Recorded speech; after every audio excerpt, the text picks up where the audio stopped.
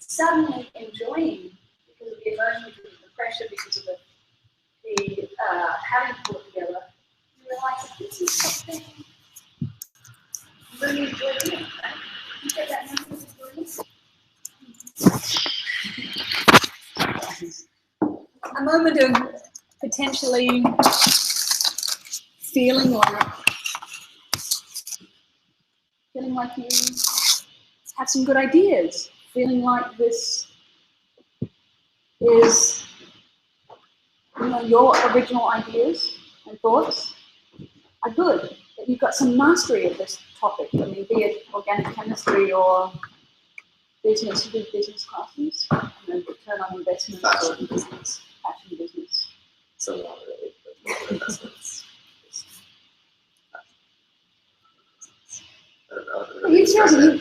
I'm asking about your sense of competence, right? You feel competent, right? You get that sense of, I can do this. And you have all this self-criticism about how you could do it better, and how you might have done it differently, and how you wish you'd done it earlier. And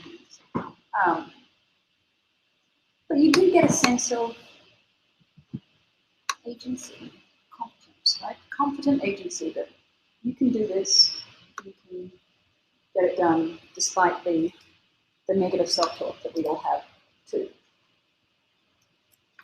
So I want to kind of now generalize that to kind of the larger question about there's production, and then there's art production, and this question about whether or not, what's the difference between doing something for an art class and doing something for a business class, or doing something for an environmental education class, or doing something for this class. What's the difference in how you feel, that sense of competence? Do you have that same sense of, how is it different, qualitatively different? When you're presenting your fashion, your design potential. You're a designer, right? You care about your designs a lot, right? And it's not something that was like instructed to you, it's something that you like craft on your own. It's not like some type of like fact that you're just like reiterating in like a project or essay at the end of the year. It's something that you made entirely yourself. So there's like a deeper understanding of it rather than like just a subject that you were instructed on. It's like the whole mindset that you've kind of, I guess, you've got more of yourself invested in it, yeah? You've got more sense of identity in it. You've struggled with this a little more, found your own way a little more, and perhaps followed instructions a lot less and had to kind of figure it out for yourself. So you feel that this is more you, typically, right? Even for a sketch, even for a, that creative production has,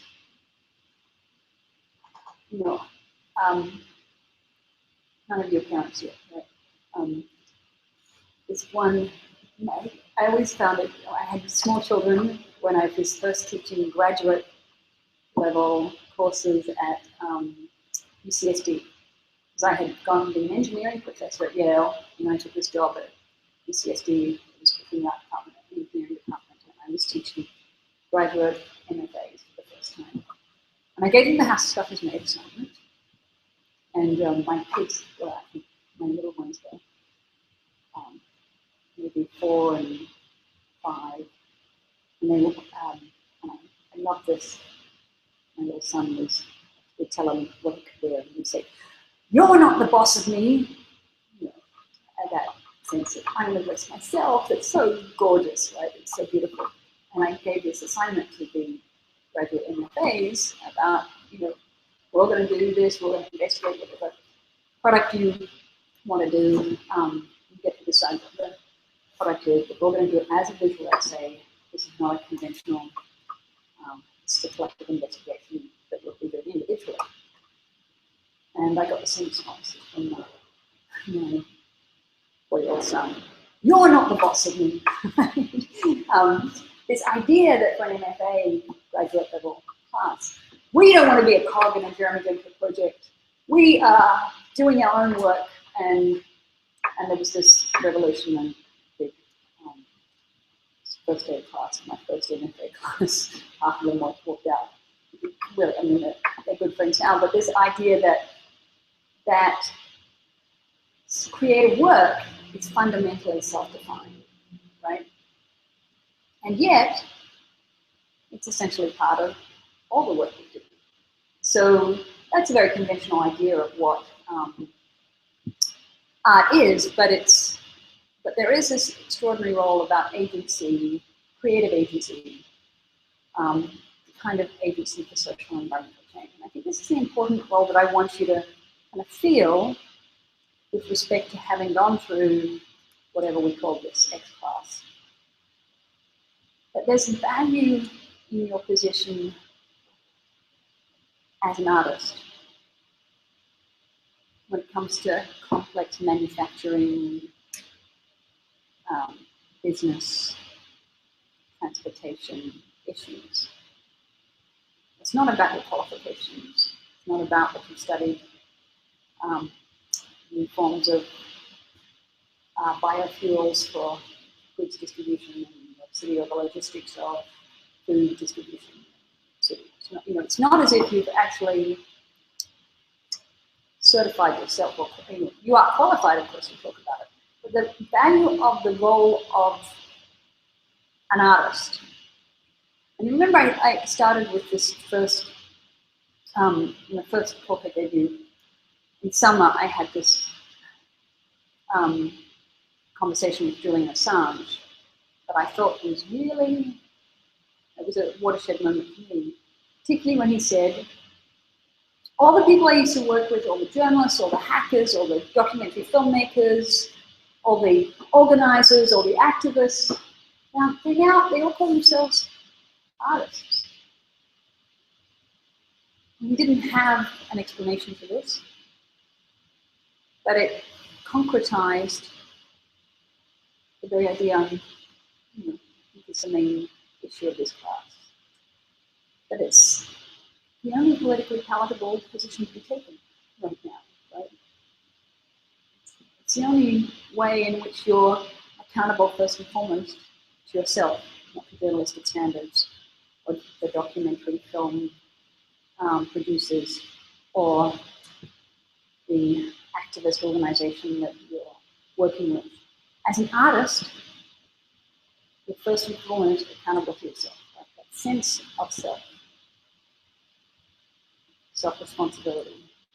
That's the fundamental political unit of democracy.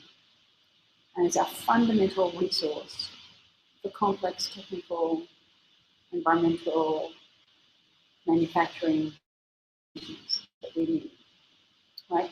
Precisely because, as an artist, you're only ever as persuasive as the work you do, right? No one's going to say, no journalist is going to ring you up and say, can you give us a comment on the waste systems or distribution systems? No one's actually ever going to seek your expertise, right?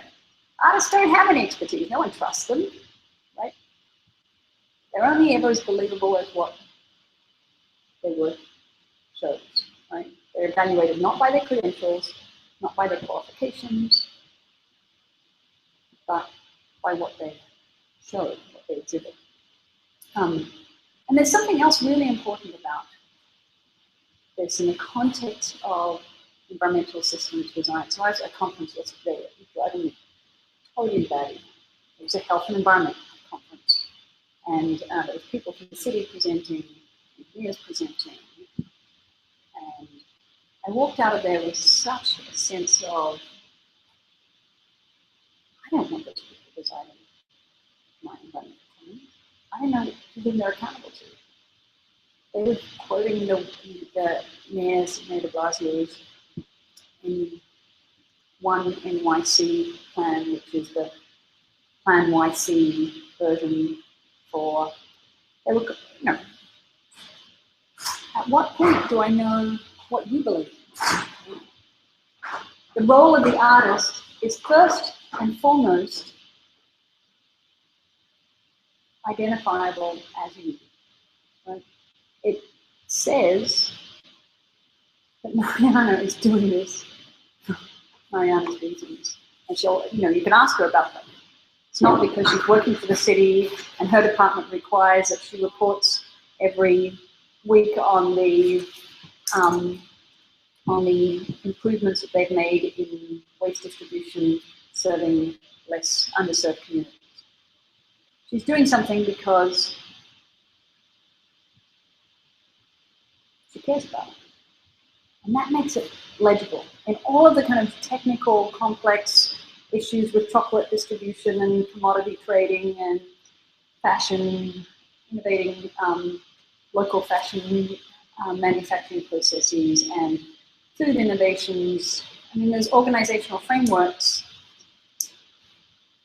make sense, but they don't help us make sense of each one of us. So the fundamental unit of the artist, the position of the artist, the position of the environmental art activist,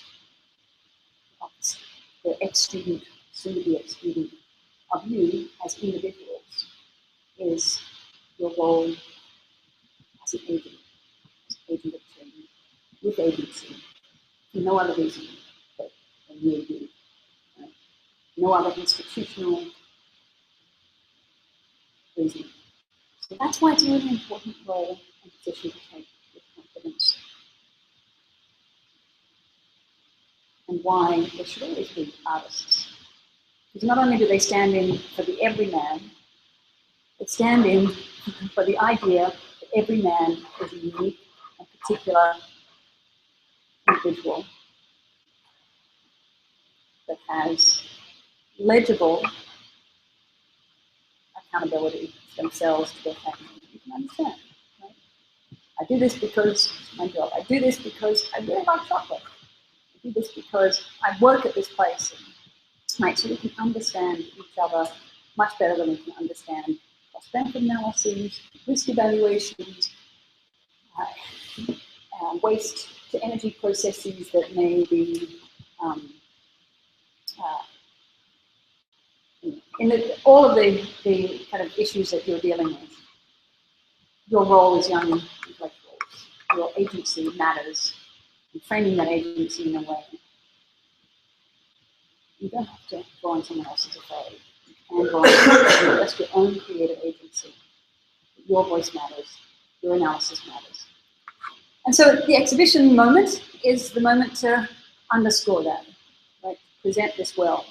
So a little bit of a discussion about how we're going to present it, what we want to achieve with this presentation, how decisions on how to present are maybe just as important as what to analyze. Right? So we're going to start off with Christine's presentation. And I brought in a kind of hyperfilming it. We are, in fact, is this, can you see?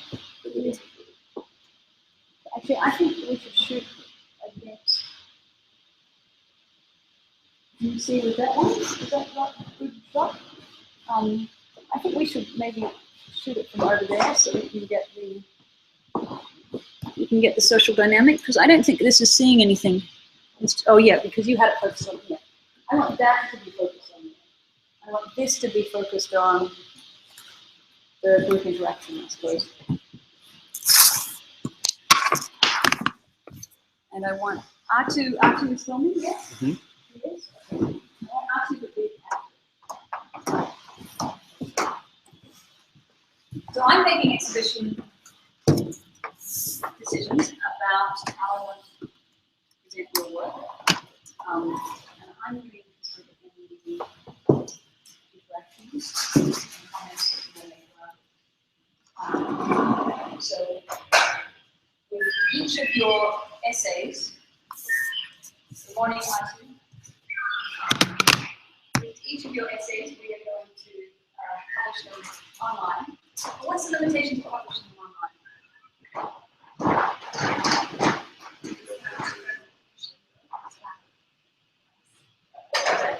You won't have a comment, and that's it. I could just have had you hand in like a written assignment.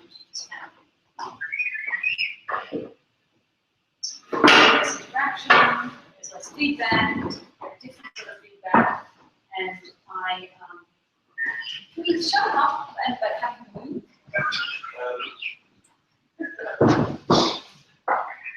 Maybe we can put some tape over his speaker and have him. Can you turn the red button on? I mean, press the red button. Yeah. Make an off the table. Press it harder. We won't do it until we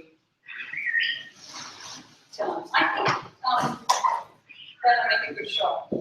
He's kind of. Yeah, just see my computer with it. Oh, no. I mean, no, having him take over.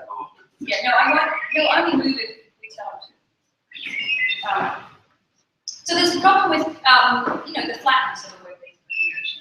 I would like you, and I would request that you would, once we get it online, you post to your social media networks. So some Zoom, Facebook. I never use my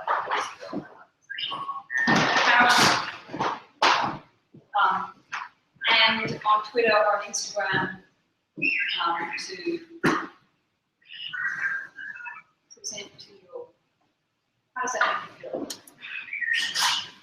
Presenting your work to your, you can say I'd my, rather like get all my friends on there. oh yeah, Explicitly like post photos of my entire essay.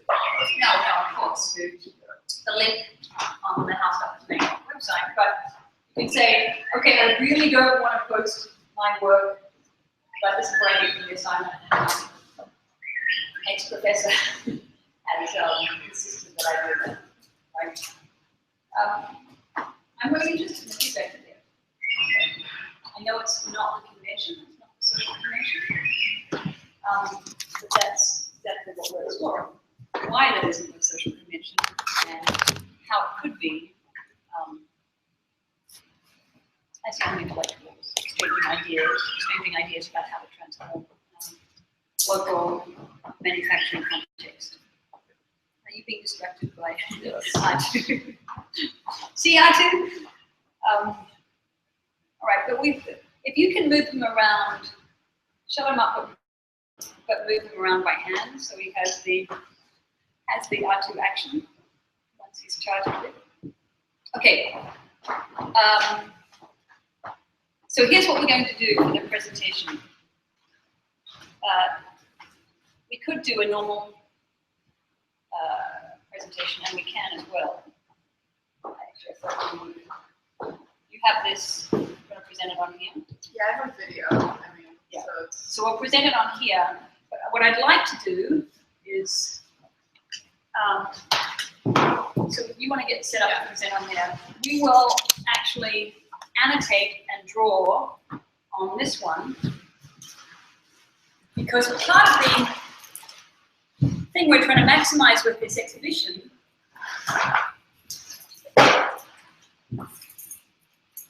is the feedback, right?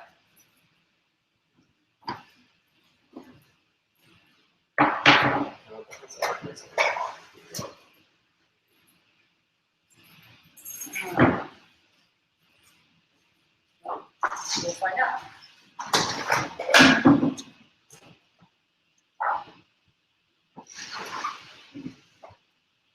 So this is the new whiteboard we've just designed. The idea of a whiteboard, what a whiteboard is good for is as an exhibition surface. This discussion, what it is to exhibit. It's a blank space that you can draw on.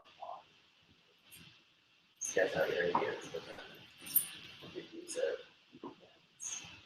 And have a blank slate. Right, it's about capturing what's happening there, right?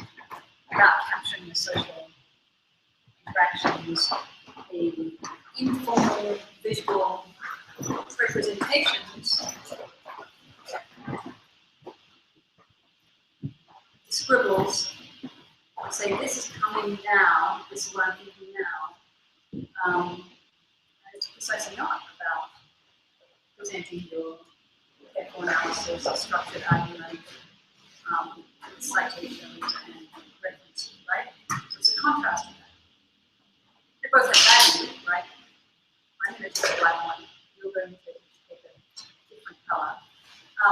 visual thinking and visual presentation, it's enormously useful to get people to start talking and thinking visually, right? You have to do those sketches. All modes of things that you can talk it through on a whiteboard. Process diagrams, affiliations, networks, because they're easy to scribble, they're much easier to scribble than they are to But the visual essay form that we've been talking about, the cited caption photos that give us visual evidence of how something is actually made and where and combined, is a very different format. What's the value of this format? You're still typing and yes. What's the value of this format in terms of genre presentation and exhibition? Go on with me. What the visualization.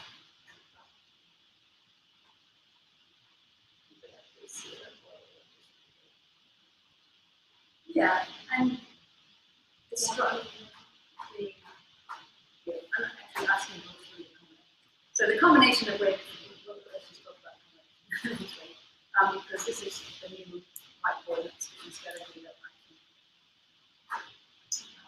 I'm very excited about, because combined capacity capturing, forming, discussion, and the invitation to scribble on, a presentation. My job is to I feel that because like I say marks in the form, so it doesn't really seem to make a point out of position where it doesn't right? So there's this ways of actually doing visual material. I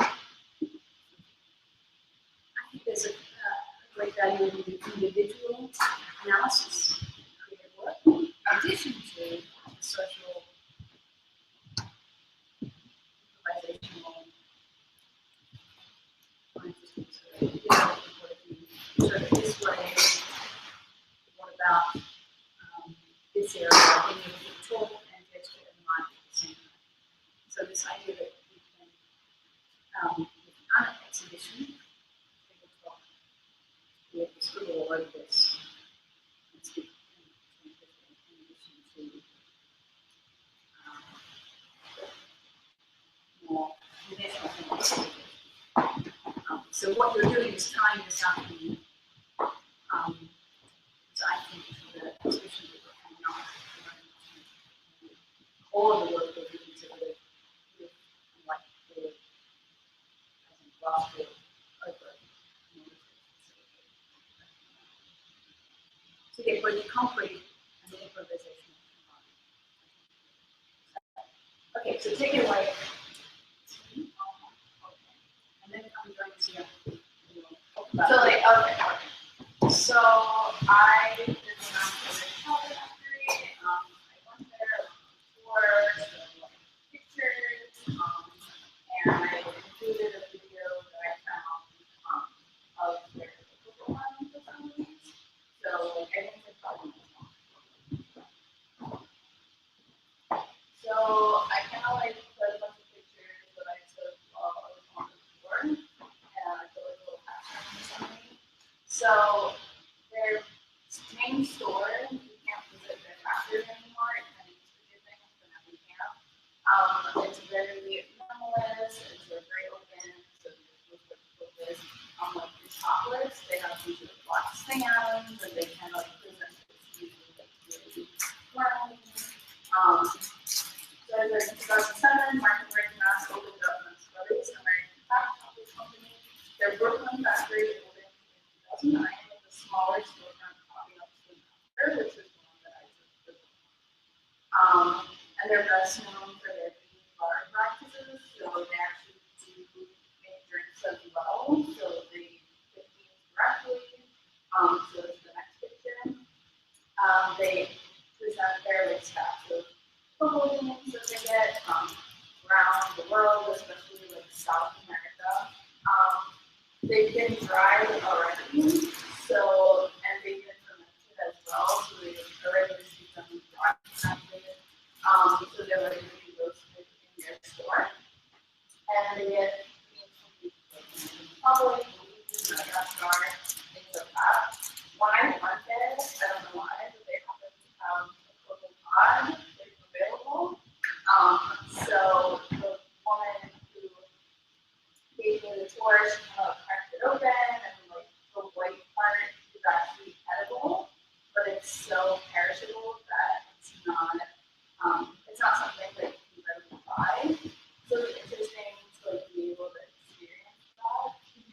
Yeah, it's actually really good. Like, it's kind of like, it tastes kind of like citrusy, but it was pretty good. But I guess you can't open it and then try to package it because it'll go bad really easily.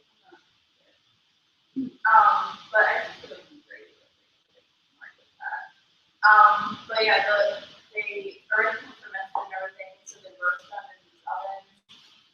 And they pick different beans for like their taste profiles. So some are more fruity, some have more like coffee taste, etc. So then the next picture is like kind of like the fall beginning to so like there are different rooms. They only have 2 rooms. One where they kind of like melt the chocolate down and grind it down, and then the other one where they actually put it into the molds. Winnower machines remove the husks from the beans, and apparently they recycle the husks by putting it with Brooklyn Brewery, and they give it to Brooklyn Grains as well.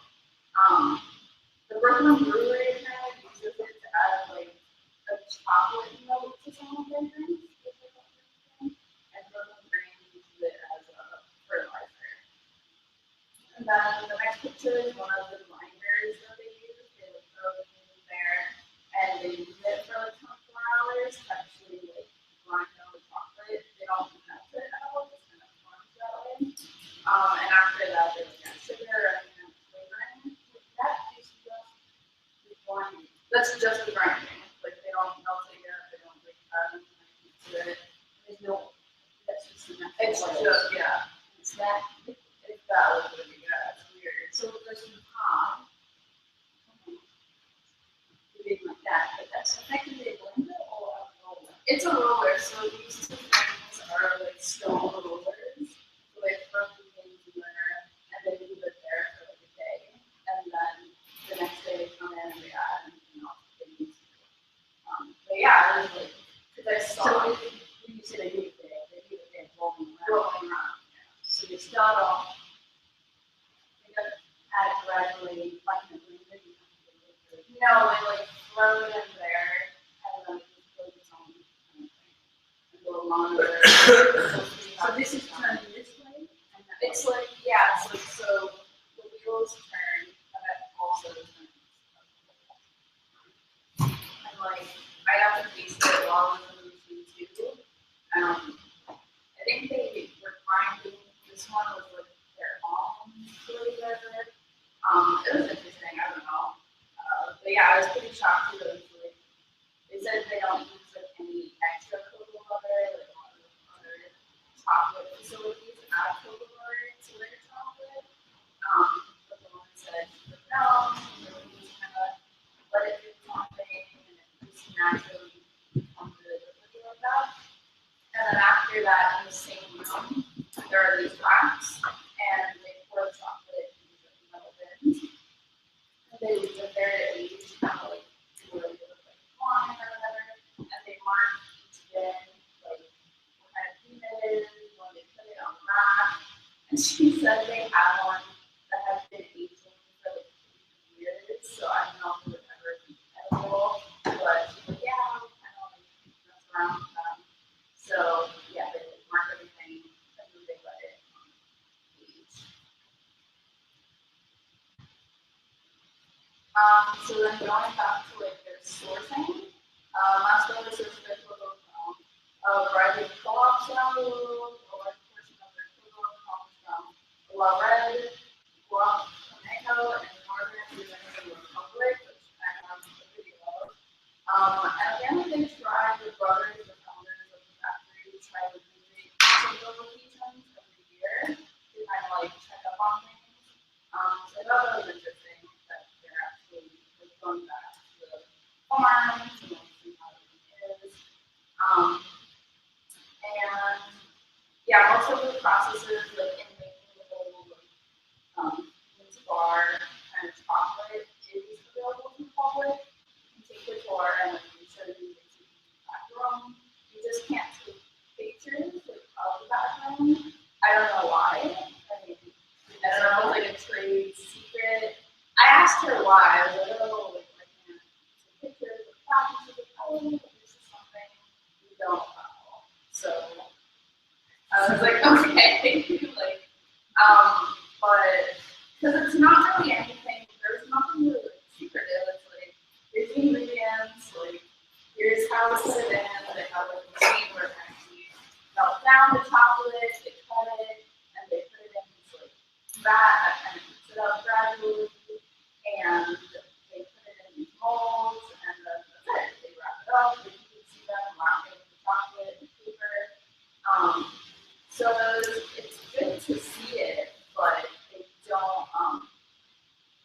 know what you actually look like, and that's it. And then I just put a picture in of Gary Lito, a very avid fan of masquerade chocolate. He has a Twitter, and like almost every other picture is him like eating this chocolate. So I thought that was interesting. And what's the relationship? Just like I mean, I can look into it more. I didn't like dig deep, but apparently, I don't know if he's sponsored. They're sponsored. Like I would have Sponsored sports stuff. What about sponsored chocolate? like yeah, that would be cool. I mean, like It's a charming. I think he's a charming. yeah, Chocolate clear. yeah. That's a social media career that is a form of marketing. But they should definitely take advantage of it. So, I mean, he's still relatively famous. So I don't know, maybe it's like he does fun, like maybe they know, maybe they don't know. Yeah. And then I have a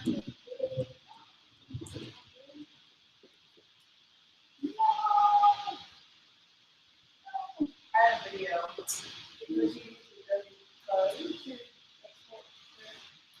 And then video. I opened it on my computer. I edited it. I edited. You have it in the video? I showed you. Yeah. Oh, but then I opened it. So then the last slide was like how to make it.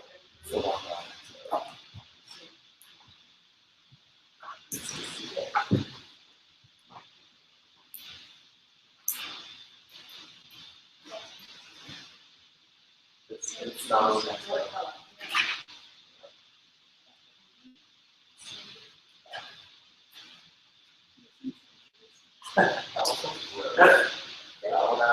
I had that going. Much better than me. It's very pretty. I don't know. It's encouraged kids to small markers. Like a little very girl like always just like top markers.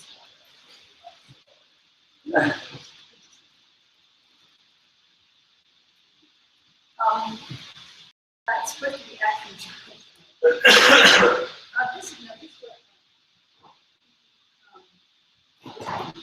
this is the lower that is also low.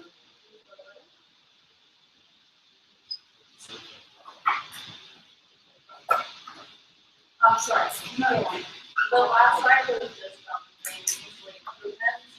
So the first one, I said they could definitely put like 5 keys, like on their pedestals, but like 5 boxes, so they could easily put in screen, showing like the different locations, and they can do like a live, like they do like everything else, and then people come to the store, like they just do like how we get their chocolate, we get their chocolate, and then going along with the same one, Lush actually does the same stickers to make your product and really keep your name and everything. So that would be cool, like since they use, that's what it is to kind of these little like stories on people that keep their chocolate. So people make like stickers of the people the different regions who are actually keeping the chocolate, and like maybe in the wrapper or like on the back side, maybe include a description, their name, how they got involved, and like picking the logo, mask colors, how they're related. Yeah.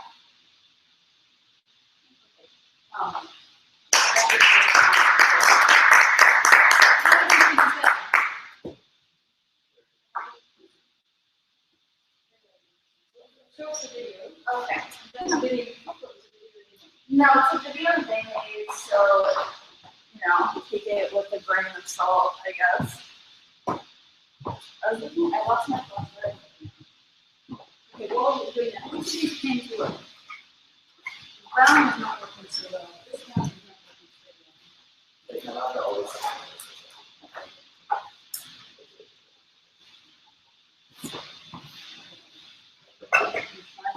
Yellow.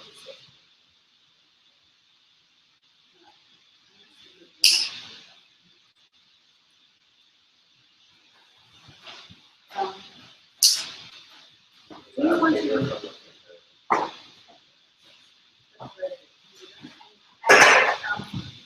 I can move back down and say, I keep the ones that I, give these to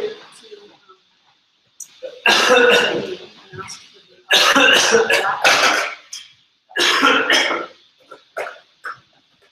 he's got a whole so you can ask him to bring down the list. We've got to read the right ones. So that black out's doing that. And then using your things. Yeah. Okay, so I have it. I don't know. That's what I want them to discuss. They're really good. Yes, I worked more. Actually worked with these guys. To discuss the issue of perishability. So they're fantastic. And for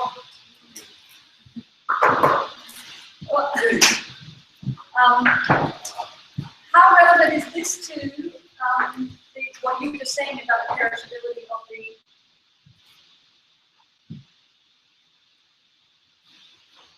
I think it's brand like. I think that's a really good. I mean, I don't know how nutritious it is with actual pulp of the cocoa thing, but well, if the nutrients are in the seed,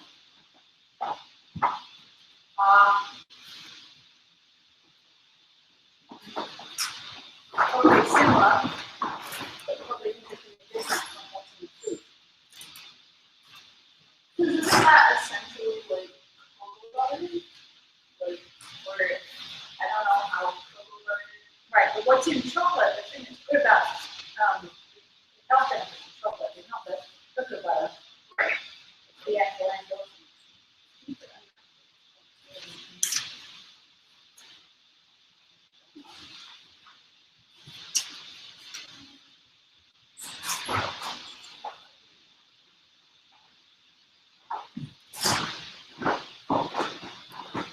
I think we should market presentation pieces like that, about this size. And put up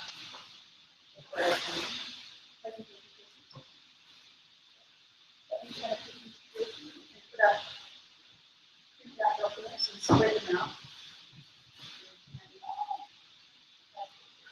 And you guys first. Yeah, you do it later. I don't know, it works on my computer, but it doesn't work here. Fine, come on, designer. Can you straighten them up?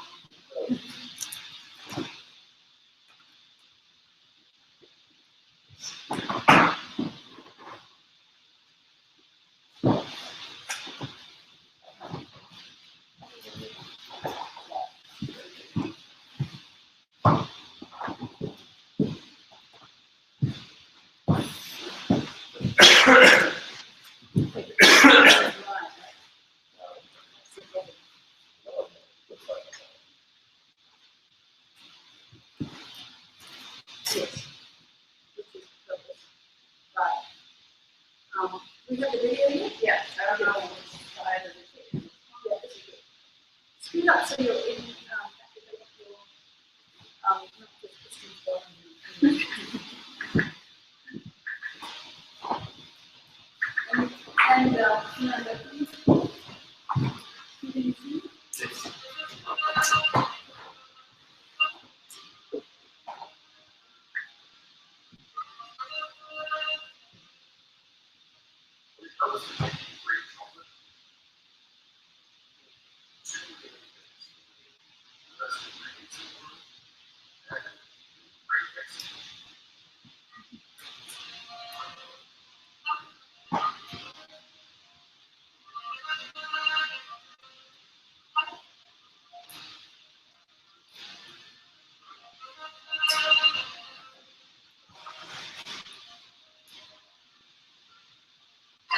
And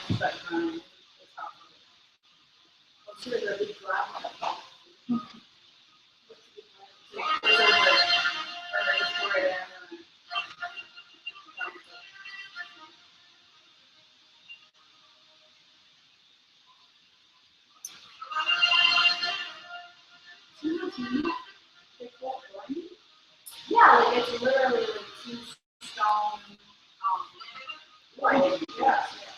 I think it's blinding, like literally like,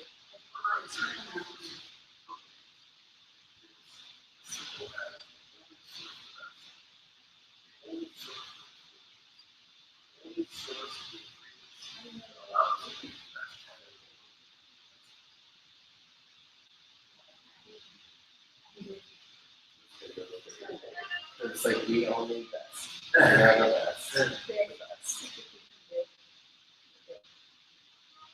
who's that person? I don't even have a, who's that person? How is it named? The other guy. Yeah, there's the last brothers. I'll do that. What do they all do? Like, you consider the farmers a very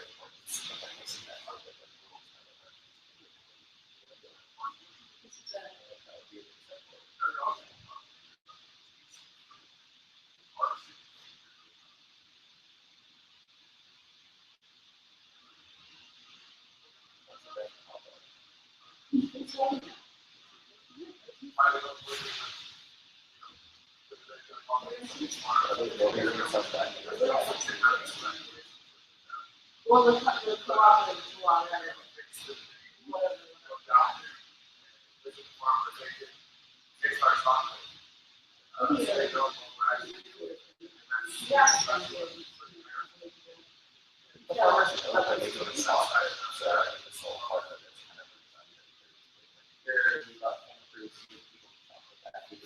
we're using like the It's marketing.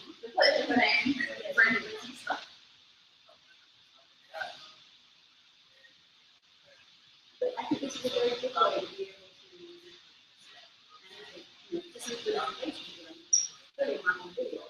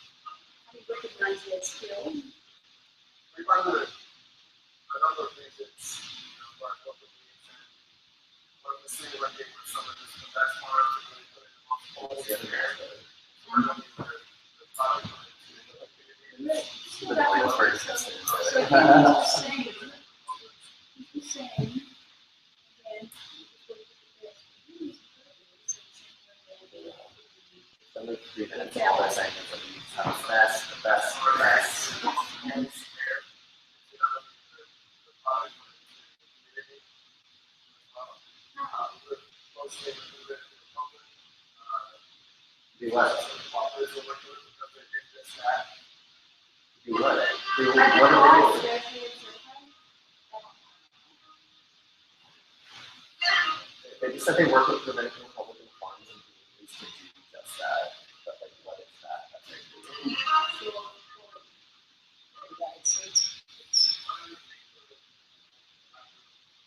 no. Probably like a few law or something.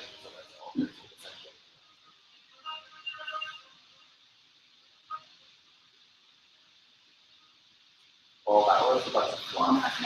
That was literally just like a video. But in terms of what one of the things that we're publishing independently on the company's videos and some of the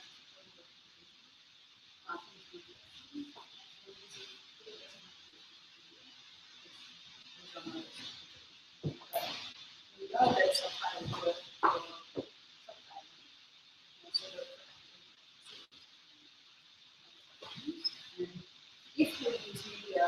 interesting thing about the genre of video that YouTube kind of started.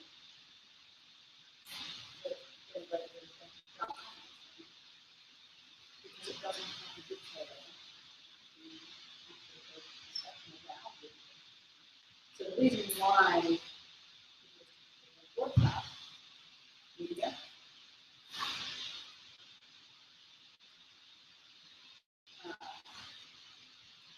the transition from broadcast to microcast really what this is talking about. So social and essentially the advantages of everyone watching certain techniques or techniques.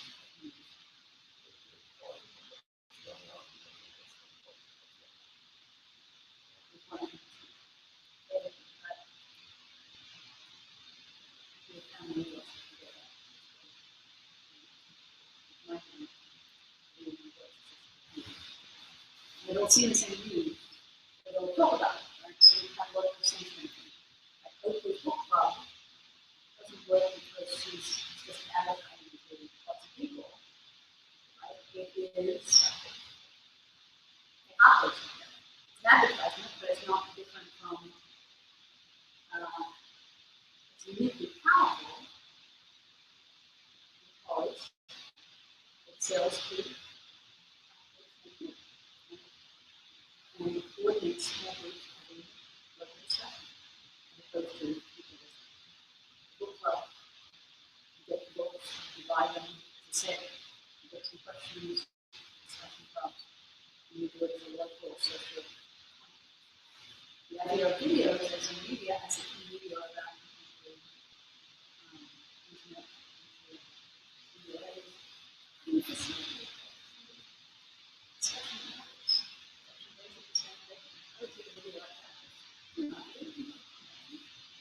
it's lovely to see, right? It's good to see the content. You want to know the video. You want to know if you discipline. You want to know if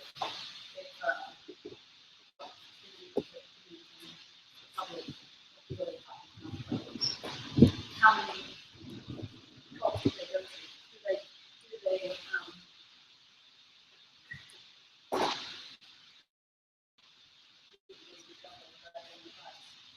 how do they? I don't know if they work with a lot of women photo coaching, but they work with housing couples and about a yeah, so I want to see that in your things. I want to see here, we've got, I want to see progress. Nike does this, where, you know, here's the call, is it available? And you can see little sister A, and that's diagram is little sister, which is the opposite of the collection, is looking at the network of other organizations. But, you know, to illustrate what you were just saying, that's interesting. If you have the red, how much of their volume goes to non-products, how much goes to positive, how much goes to, because that's a healthy situation, right? And there's some to that. Then the situation where they're being available to the public, being public, for reasons, you know, why? Why they have to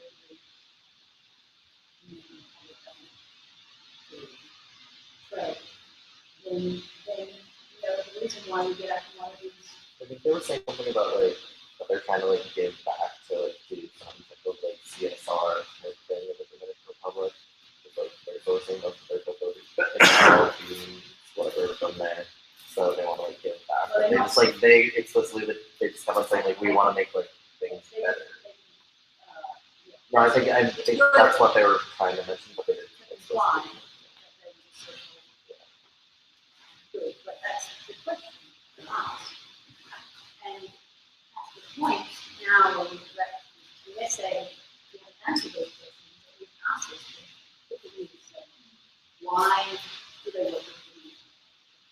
do they? So is this a healthier situation where you've got a red and or X and got Y, and they're also selling this much potato and they're selling only this much to these guys, and so this much to everybody, whatever. If you can have a network where some sense of the volume is going down, that's better than one might be. Then there's other guy down here, this guy, only buys from this. So they get all the yeah.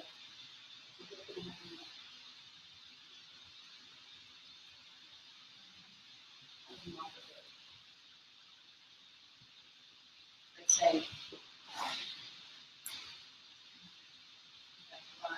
this is commodity focus, right? So either they set a price and then the farmer has to do it at that price, or they set up if you use to report and whoever has a low price. Right? So we get really expensive. How do they want to use and this is not this is they go and get directly and commodity pig belly, pork belly, commodity. You buy from the commodity. You buy from the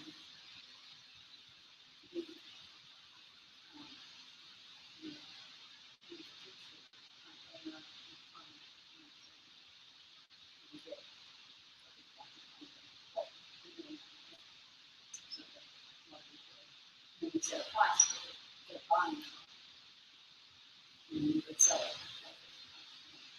In this case, they're using the product to drive the business. And it's worth really articulating why that's worth why this person can set a different price for this person. And this person can set a different price. Maybe sell all of theirs. It's not enough. So they'll go everywhere else. So I want to hear how much they get from this co-op. When I see the list of co-op, and see a list of why do they, I mean, I just the co-op and that's really not there. So I would put in the essay, they claim they supply from co-op. I haven't been able to find the list. The ones that have been mentioned that, if they're 90, it's all their, their investment or their so you can link to corporate standards in big old corporate America as this kind of transparency. Why don't these have transparency? The hanging questions are really interesting and really important. Right here, one little paragraph where I went through the chocolate model, luxury markets of commodity goods, or paragraph if you like, why this commodity chocolate will involve what's better than what. So I would put at the bottom of this all those questions. I would also put on your issues. How long did you work here? Did you publish on this observations? I can say as a running company, I'm interested. So we would like to recruit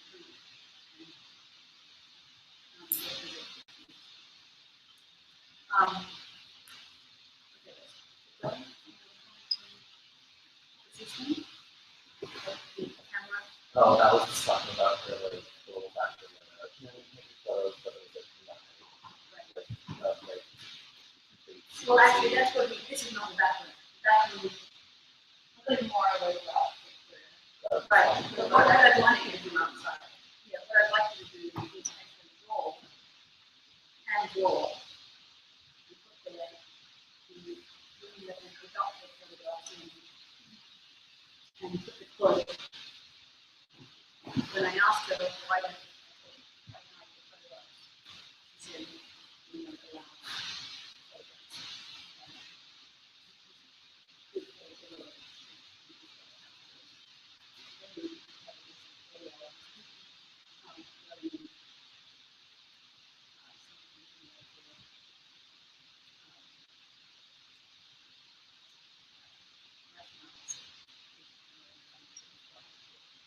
So, so we're in the process with that. That was visited that. No, that image of the binder is actually not. Okay, so you should caption the site, which is your images. You can either put a note, unless otherwise noted, or it's by name in this statement. And then note otherwise, or just one, put a caption, and then do that.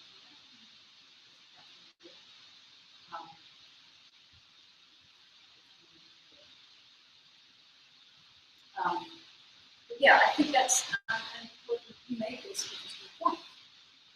But to make that visually, by putting inserting it here, you this would,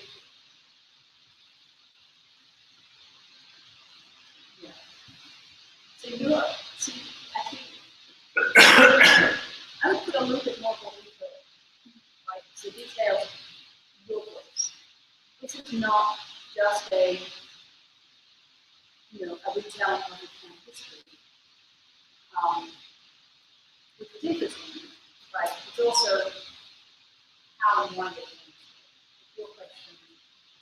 So I toured in 2007, blah blah. There's no good practices, and I would put that. That's not like that quote. Is that something that's on their website? I was able to tour and tell the circumstances of your tour, right? So you have to put in your personal fundamental journalistic methodology is to cite, but also to give the personal story. This is powerful and interesting because it's connected from the mass focus.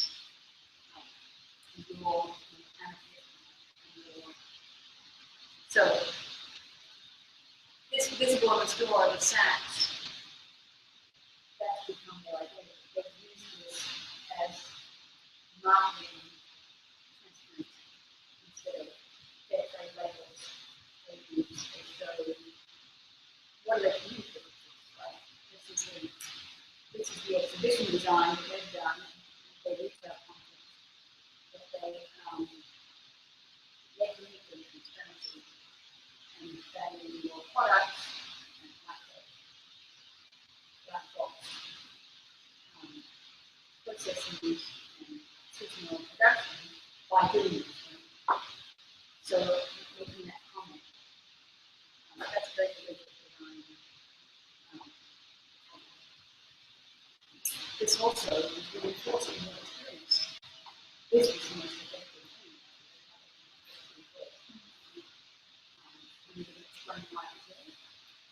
Yeah, why do they have it if they get all the other beats like I think completely that's like part of the tour, like to say like this is what a couple projects like, because they have the actual cost on it, so I guess it's just like this is what it looks like, and then like this is how we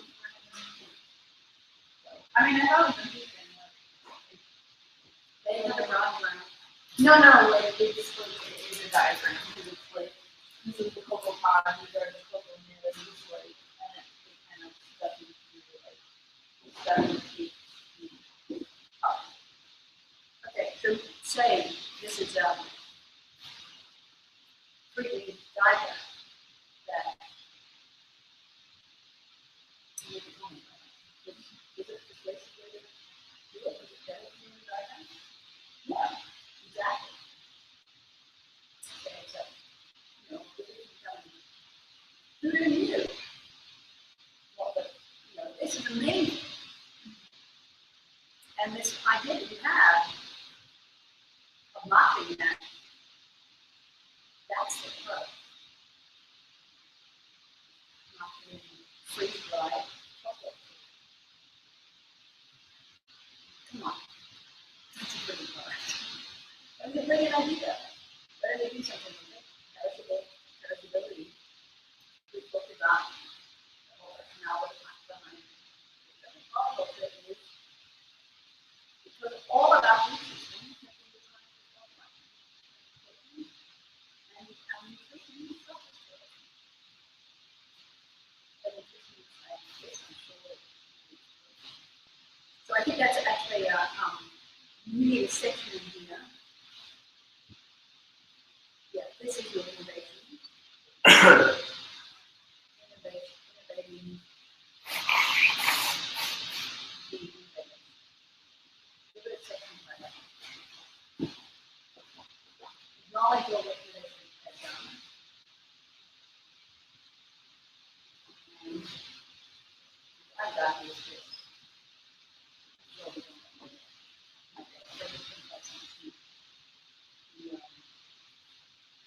Some way. Unless you want to be clear, I'm not paid at all by my brothers on this and I do this because He's like crazy. He is like he's a very like kind of cultural celebrity.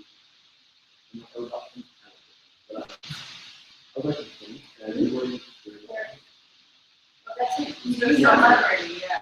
That's a celebrity. I like to think He's a band. and it's like actor. I like to think that like he would be accepting of That's it. Yeah, so what is it then? but he's also the person. Yeah, so why is it, why do we have celebrity endorsement? How does celebrity endorsement work?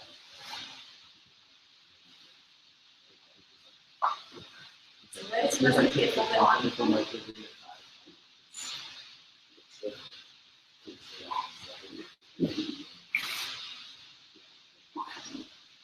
exactly. How much programming benefit is he getting? This is the whole world of celebrity social media endorsement. It's very, very, very.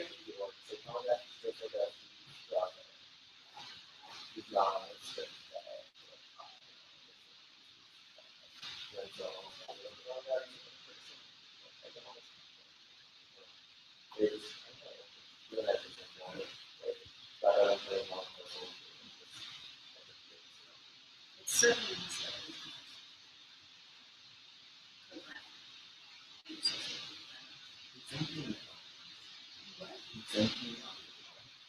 so that's what we're talking.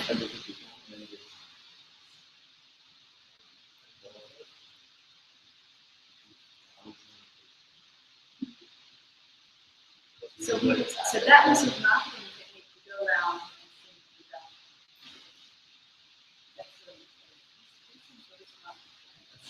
That's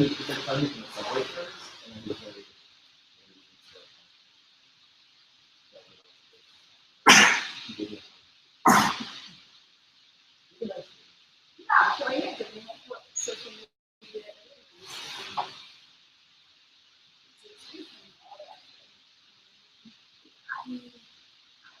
How you can be real and friendly and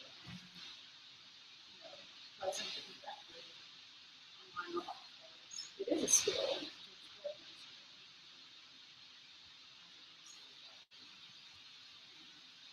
And it really suggests really like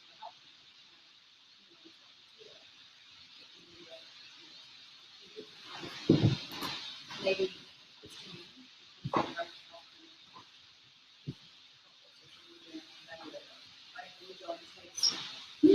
I heard this had a note of Dominican Republic smoke.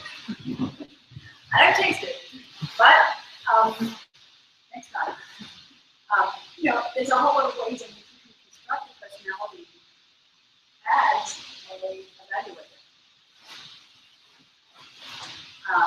or as a social media, making snarky, funny, interesting, intelligent, nutritional, dietary, style,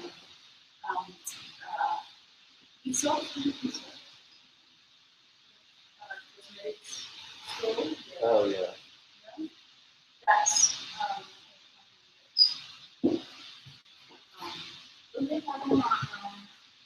university. They're really Yeah. their entire marketing campaign. And this, guys, this is where you do a job and then you step out. People think you're hip to it.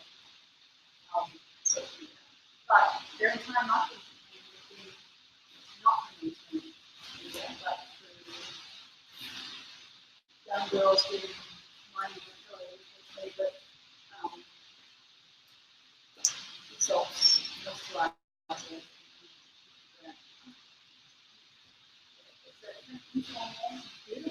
Beautifully done. Are there people in the photographs to sponsor the things, or are they supposed to be like people? Yes, of course. It's the slippery thing about with advertising that how many of those are paid or afraid or real or not real and threatening the tell, can you? And people go good at it. They can't tell. And then like the product is itself. It goes in where you go and there's someone it's not about why. Systematically. Maybe there are that's not how marketing works. It's not about fabrication. It's about how you tell a story that's persuasive and then you do it and make people buy it. And of course, it's not about it's about how do I do it? And your analysis, what you're doing here, is how do I basically get it? How do I think through this independently, but I'm not justifying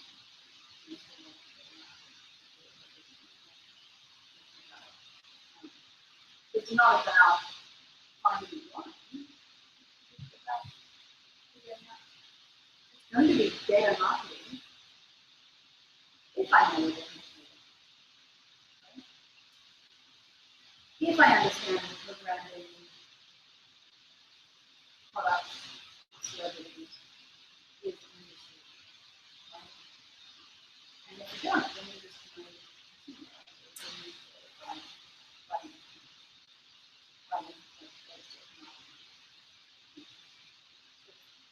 the opportunity to say, I understand, we're all complicit in this toxic or global connectivity. I'd like to think that we go to examples of places that are actually really working, how well is it working, how do I make it political? Your voice matters, but your analysis matters. So so where you go from here is I think to section this a little bit better so that we know what's what. I would actually put a little story, cut and paste on there first, and then say this is the story that they did, this is my kind of read through. So it's a little bit more about positioning yourself with respect to that in the way you construct it. The citation.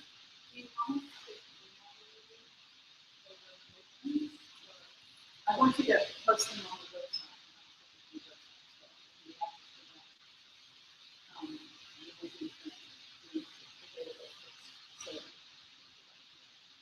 So I want you to upload this and then send out before the end of the week.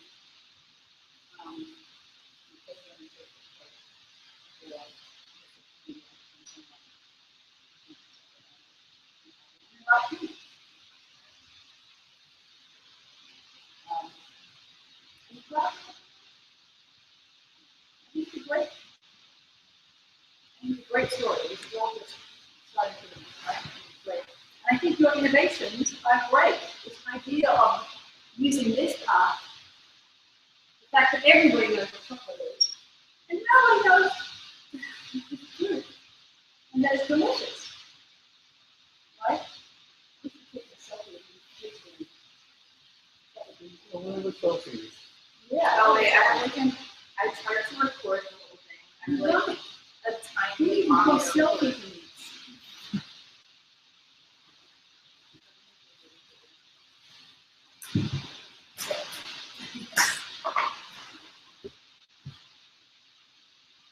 So it's selfie. We should have a hashtag. Selfie.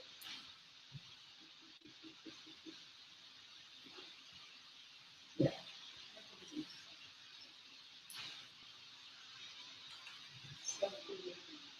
Selfie.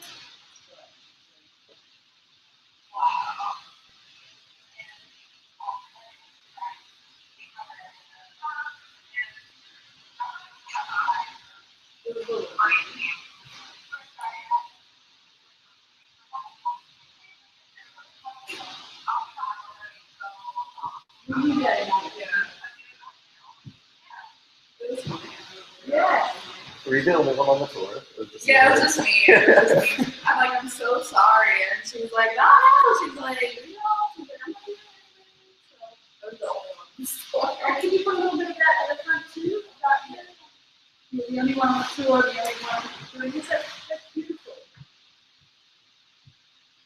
So we have to try and make it work for audio else. Okay. Yeah, this is a good question. Can you do if we were doing it? If I had Anderson answer of Neil's I would take that video and do the annotations that we just had, and I have the questions. You put some text on it. Mine says what's quality. What is quality? Really, what the hell is quality? I think it'd be fun to have that. But I would like to propose a further development for project. Something about inviting you to outside of the people interested in going through or not. To build on this idea of here. I'm currently giving the 40 activities.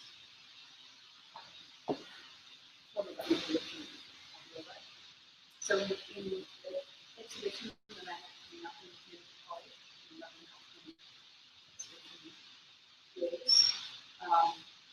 is we made work in that finance exhibition design. But partly in 2066, it was putting real time audio feed exactly from the people. So this here, we'll make it about the screen, and put it as a it's a new project that I'm talking about real things, real space where there's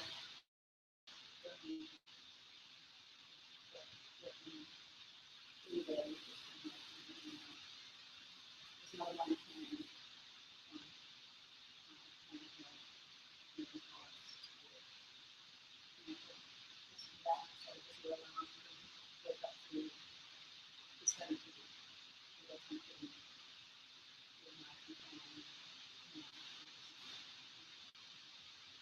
ambient flow. I think there is design sensibility. We just had a speaker with a real-time sound feed from where that call from.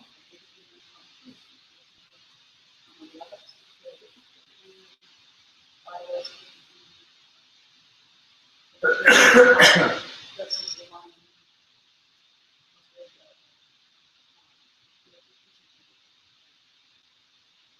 My sense is that they would be in line with their market.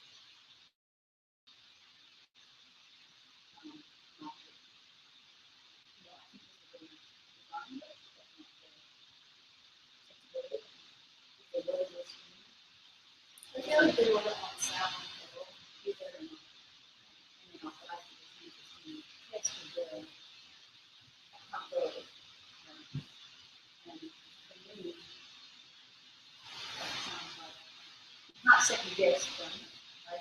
But, let's say kind of close to the center, right? But and we can't even second guess this. My suggestion, my sense is that I would be more amenable to a version of that. That experience is very much more.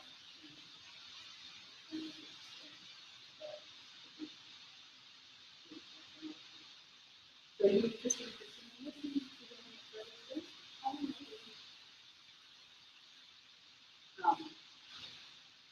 Really,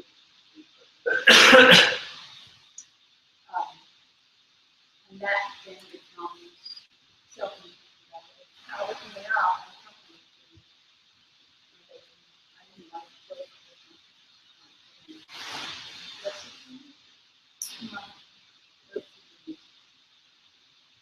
so like, no, I looked at the head of you just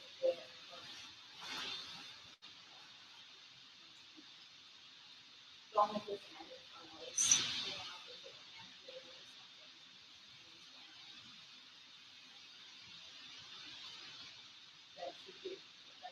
yeah, so that's the other thing. Copy of correspondence. We have on the hospital website all the companies, all the companies not allowed to use the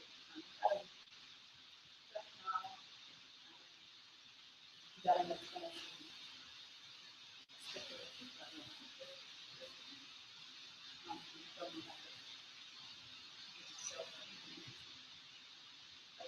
Okay. So next thing, this is supposed to have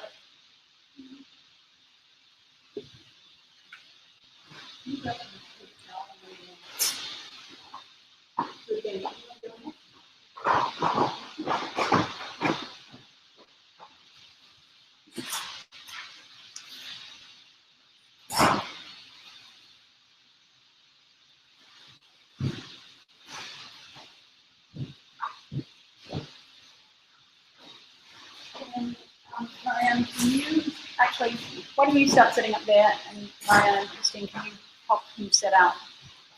I don't know if I can do it. Sorry. Or you do mind us doing? Okay.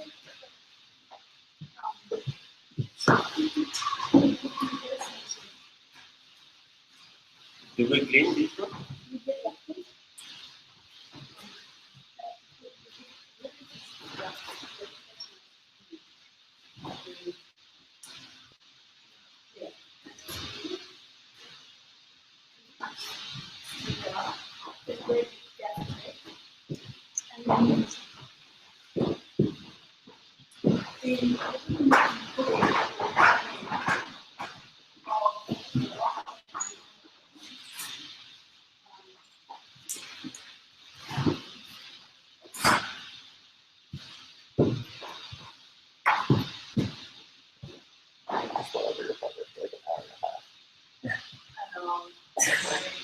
We have like an hour left. We have an hour left in class.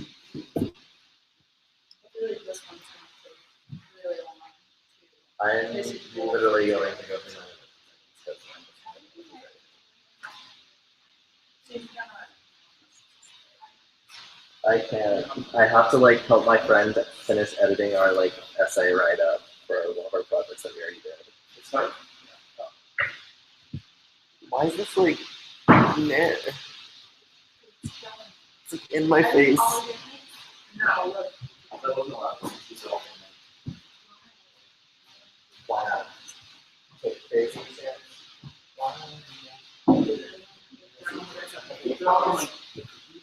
Yes.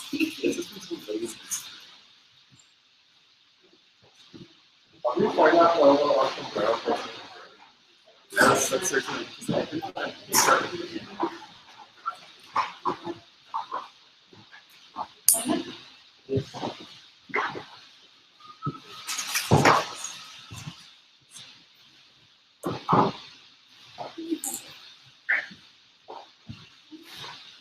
I got 4 things of cookies. I don't know what I do. There's 4 cookies. No, there's not enough. I'm doing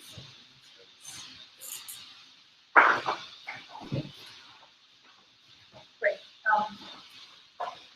Neil, so you, okay.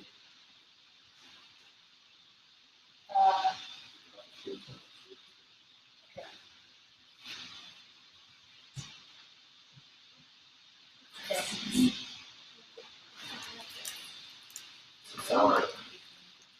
Yeah.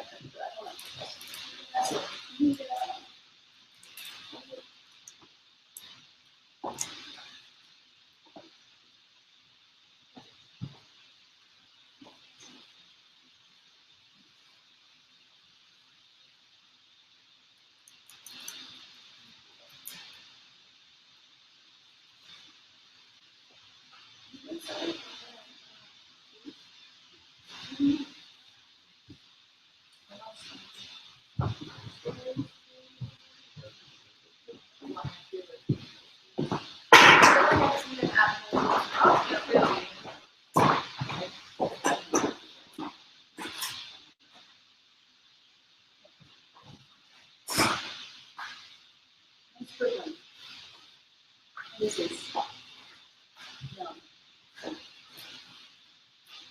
All right. Let me get that one.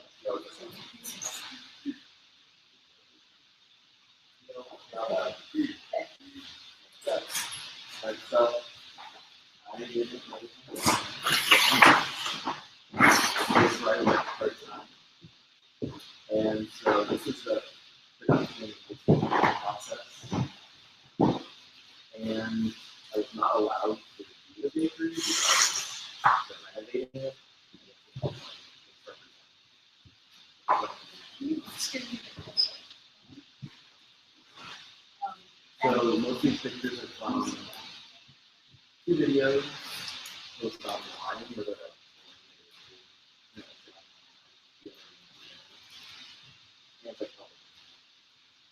so Wait, can I just clarify? You had to report renovating as a worker? I've never seen that. It's in a different location.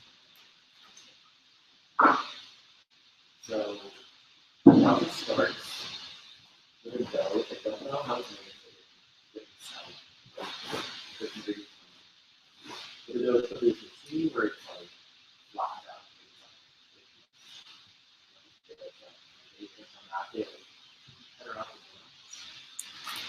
And like this little cup like that's what I done. I think we're gonna hold comments. And I don't know what to do with the level.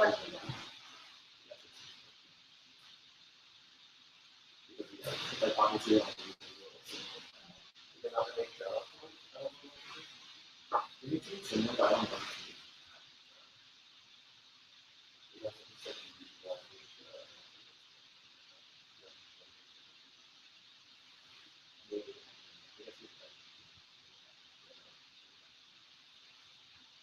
And then this is a picture of the bakery. These are 2 workers that don't know who they are. Anything about No, generally their hours are pretty full. And this is like depending amount and I put into this like badminton line where they rise for a bit and get heated and so like and then they are deep flying under, getting out of the pool, and each one is like I feel like this is not. I think this is like marketing. I think they probably haven't done So this is, so like so these are all skills from there's two different videos. One is like Mark, the other like some maybe. So this I think is these platforms. no, it's two different. Yeah, the one that's the cooking channel. These two. No. This is no part of the process goes on. Not even part of the process goes on. I will see the temple and so I feel like this is not the perfect Right. I think this is I have like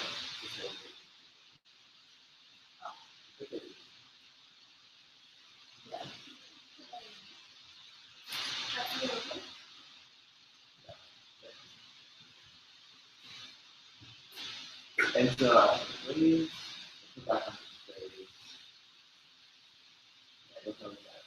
I didn't see but from there, generally, in its ways, it's like supposedly all natural is like preserved. It's like fruit and whatever. And then it's like construction trades, the tree down there.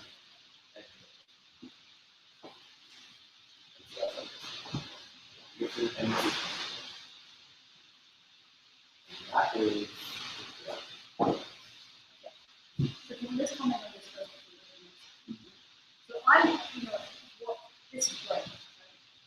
This is the interesting setup. So you need a little bit of setup. Try to think about it. And I think we everything to start with.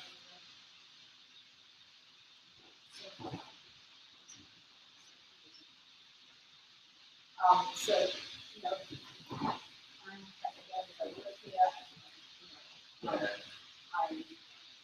studying signed up for it. Where it's just some little thing about it. So I think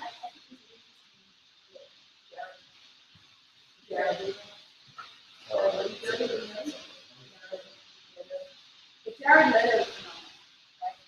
If you think of yourself as Jared Leto, the reason why he's charming and interesting is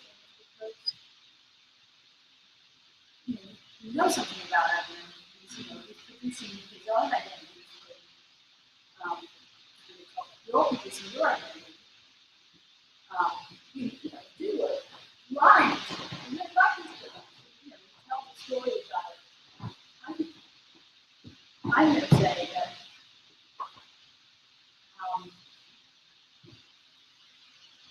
that it's not, it's not. They would tell you to search the market there how to go. But it's,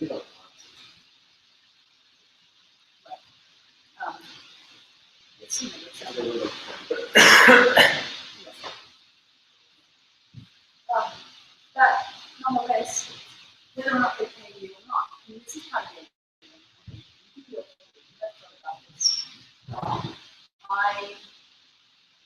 That's a really interesting part of this. Really fascinating about why and how you're producing the agency, through this. You're asserting, you can tell the story about it, you work there, and it's interesting, and you care about it. Whether or not this is just part of your story.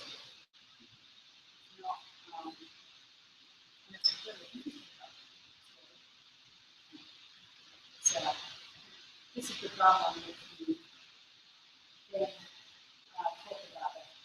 So this is how you have to mix in. What this point that you made about,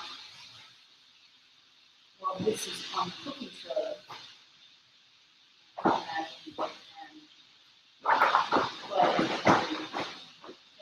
given that we have 220 these guys who are the heroes. So all the personal comments, I think I don't know who these guys are, but I know they're out. I think that's the thing that's just, I just I do look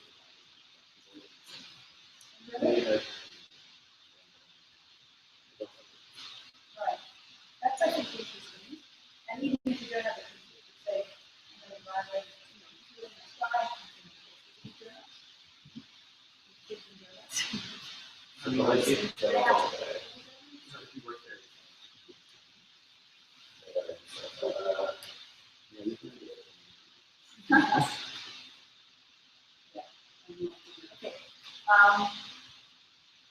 So yeah, general comments, any other general comments about the production process? There is a lot other than the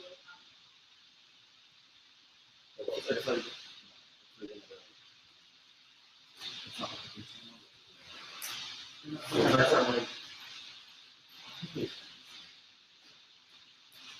so the anyone who's watched how it's made, right? What's interesting about that?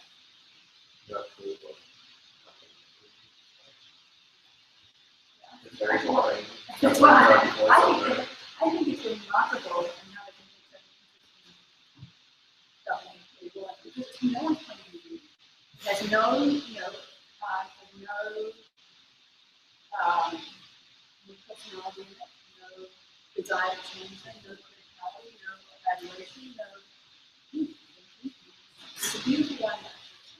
It's kind of just like the traveling antique show, whatever, with like amazing and stuff. It's like really boring, but like people who are like really drunk on like black tansy vodka or something at the end of the night, it's like to like just like zone out at it and be like, oh my god, I think my grandma has a piece of tile plate. And alright, could be $1,000 too. Could be $1,000 too.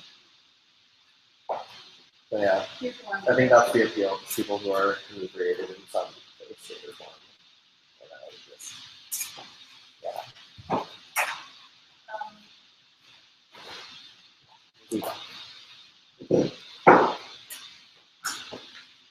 Should have brought some of that in with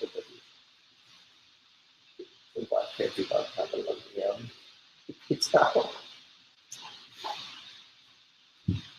That was interesting.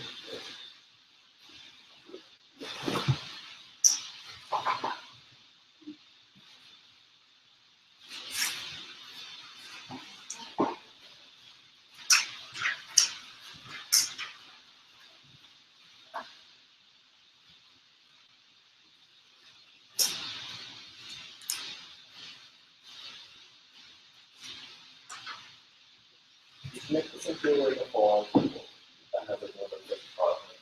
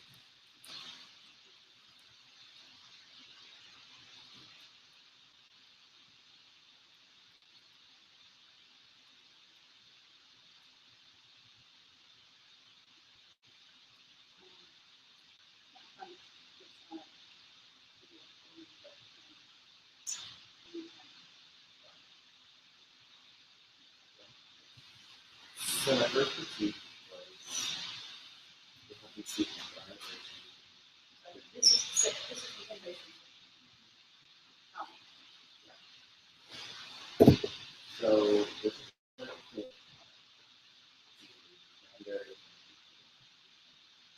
formally so these are the advertisements for senior seeking us. This is the primary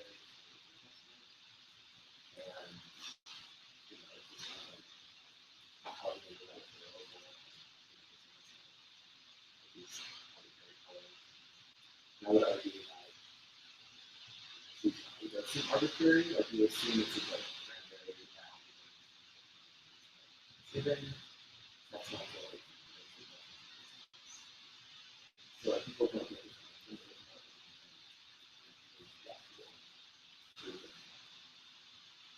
So I propose that advertising is like this. Because instead of the health benefits of cranberry, which is like super big, and leave it the cranberry sauce. So it's like cranberry native, North America is important. This is a very complicated. Don't make it actually from that. But possibly. Even health benefits, like history, primary, health.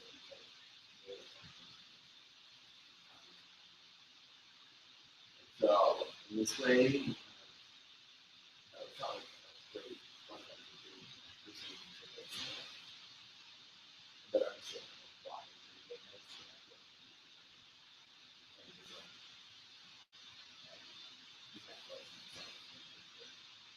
and so I think you like that is also something you might do. It's like the and so they have it's like nothing. Yeah, those like maybe try to it's seasonal, locally sourced and as possible. The age preservative, so it's I think it's different. But this is, the packaging normally doesn't have this kind of thing, but does. it's like this is the info map, but it's like display. Right, Like, right, no, right. So you're making it more graphic and using it, building on the identity to make it more coherent information based. all right, and then if they have like online, you can do like interactive videos or part of like Do they serve them on plates sometimes? you can put them on. And a black piece of wax paper. I think printing on that wax paper is also, Yeah, and then you don't even see the yeah, I think the wax paper, yeah, information surface. That's the, I think its design is great, and how do you get it into people's, conversation? Another idea along that line, which is paper plates that they often serve on them. I wonder if that the wax paper really does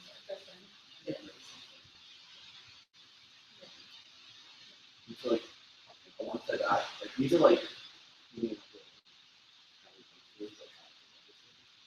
they talk about like all of the seasons that we so and so like that, like one is in season and ideally we would like to match up like what we said yeah, it's like that. So that it could be confused because it's really different, like that makes it good, like this is not what we have had it, but like it has and yeah, reference that.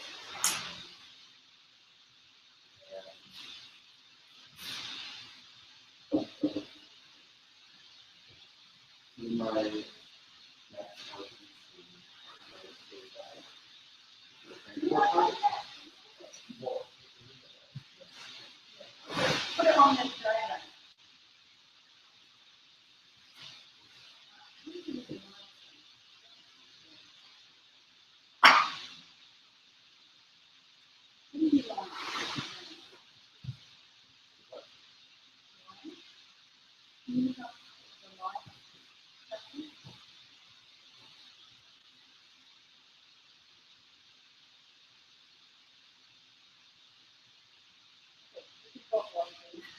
Right here is a picture of the So that was the seasonality part of it. Close is also this teaching part, where they distributed from the release of it to the three shots. They also serve an ad. So that this is mine. So just like on Google Maps, I calculated like how many miles it takes, like each location. And it like Google up each one by 130 to 160 miles per day. So they make 400 each way from there. And This is in graphic. Yeah.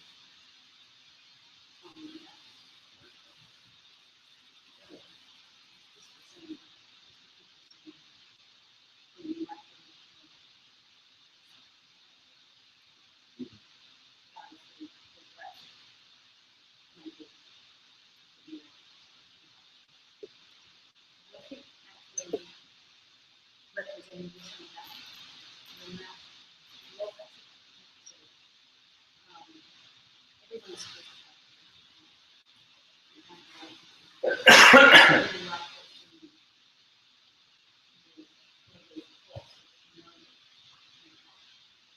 You can't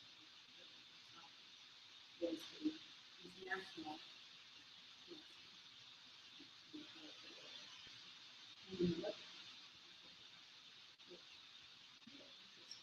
you know, and it's in that. There's the international. And then look, the West Coast, I'm drawn to the different. But in this case, I would graphically just be the line. So that just be recognizable and have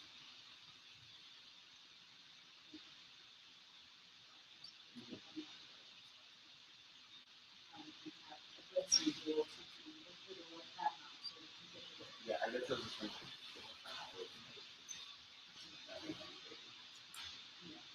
So you read with this, I think, that's why I'm saying that, this is developing this visual language, the graphics, and you're saying this is such a rich, the graphic language is already there to make it actually richer and interesting. Put this also on the, the web page and the bag, and the bag is very,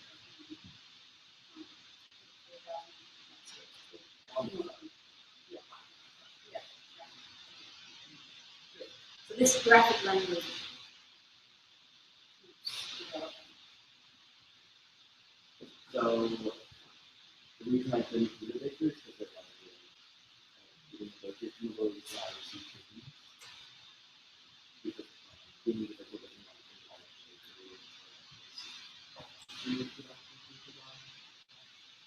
my city.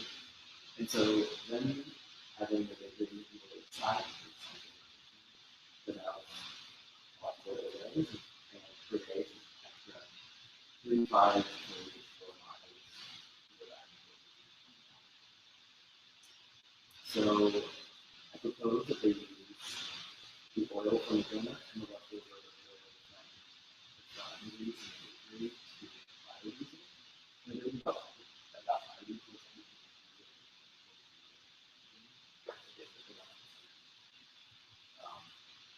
and like people use it different ways. You can use it like perfect. And so you have like different sources of the oil that would be like at each store and like what the brands that they have. And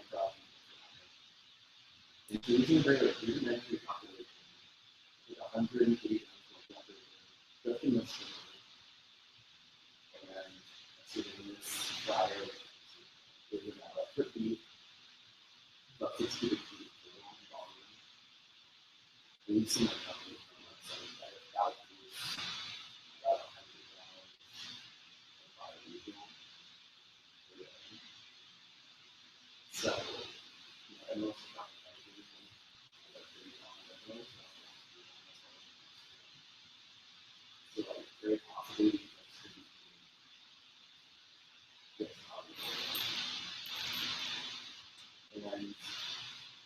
my reason is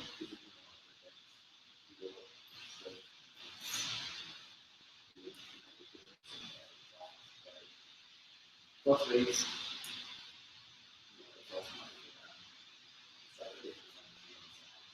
And that's a very easy way to this is a way to have a factory with like plants, donuts, and like yeah, simple. And They already use like that. and they wouldn't. Do they have the glasses on the white thing? It's like something. It's like,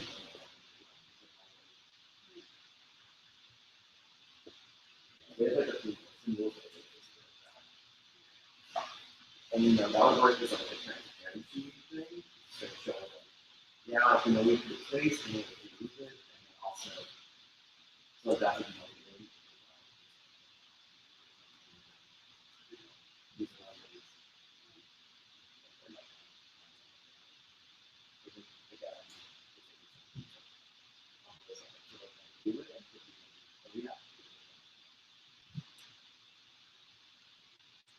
How do you think you can present that? Like, really powerful, right?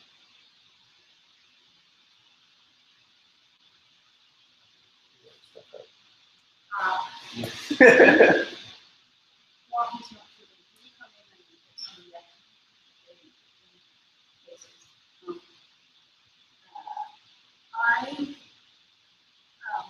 I think that's really important. And to have up the contrast between here's your story, and this is really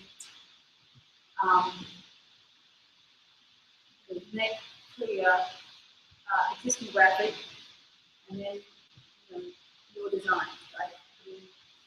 Academically, because it's so well integrated, right? You can't tell that this is how much is your innovation, right? It's the whole stuff, but being able to do this infographic and take these numbers through, this is the success of your design is that you really have to show this.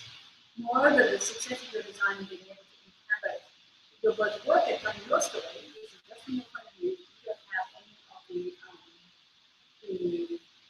any other interest in your doing industrial economics, maybe work here, whatever, it's really transparent. You can also take the voice and do a press release. Have a event to send off the first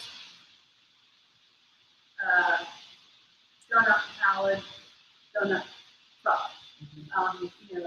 So what would a press release for that look like? Which is a huge story that I'm sure places would love, right? And allows you to put it in a language they can understand its value to them, to your point. But the press release only let it that we go out to. And I think handing that to them is a really interesting, concrete way to present. I think the press release should be the whole idea of the press release. I like the press release in the fall.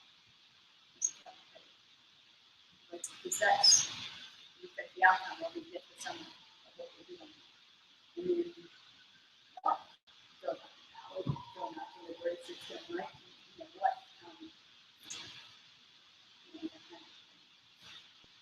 Wrong number, what do you think would be more effective?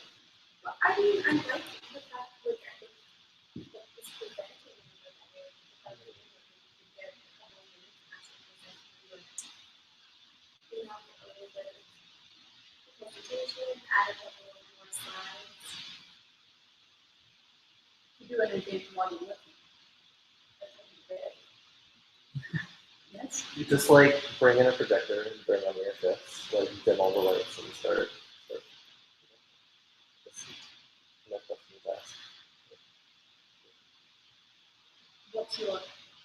think it's a great idea. I think it's a fantastic idea. We've got to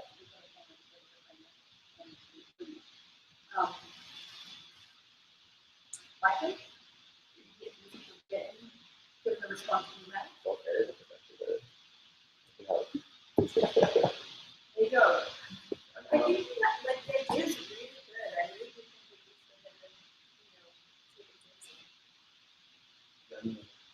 that it's going to, No, I know. Right? This is actually interesting. How would you do it so it would work? And I think, how is it set up I feel like inside? this Is portion, there a table? I would take in a piece of glass like this. I would print them out and do it like this and invite. I would actually suggest, as you know, I was doing this assignment after I finished my shift, or during my break, or before I start doing specifically off work hours, right? I would love to invite you to review the material and then have it set up on a way with all your comments and print out a version of the put something through the system brings you back to the rules and brings people through something so you can show it in context and invite 2 or 3 with one manager you spoke to or I talked about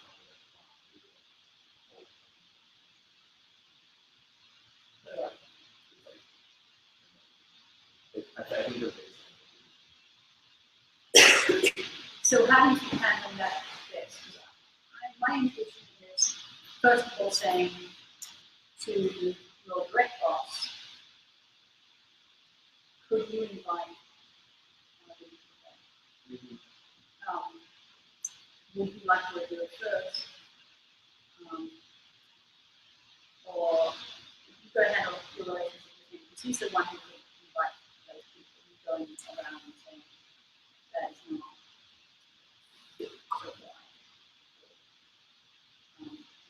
and if he doesn't, if he just doesn't feel comfortable, still wait for him to come back and then give him the package that he could.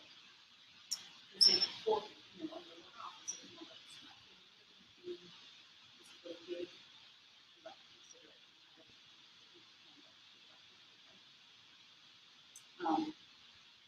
Or the way that it conventionally works is that unfortunately you have to send these PDFs off first with a summary, and then people don't really look at them and then we go through them, but you use that as an invitation to say, can you set up a time to discuss? I'd like to present this material to you. So one of those 2 things, either say to your direct boss, can I present to you and you then that or so can I present to you and can you invite others at the same time? Would you like me to present to you first before you invite others or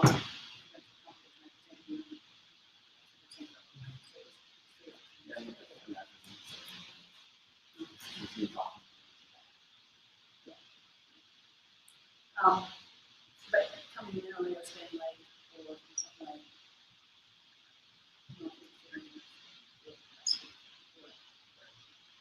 this is that. I'm still like work up so that some of Marx's theory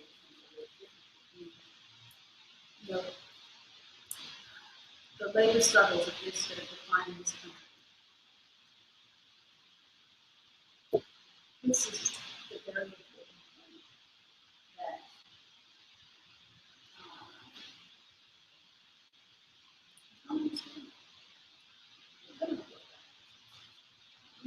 someone being paid. The issue about you, your role in this place, is not whether you get paid in any way, whether you get bonuses, how long you stand there, but your work conditions. Right? The whole way in which the labour discourse has been not about with some life of you guys are working, you know, to provide and then that's not the value that's kind of critical, right? What is the important value here? It's unrecognized in labor activism.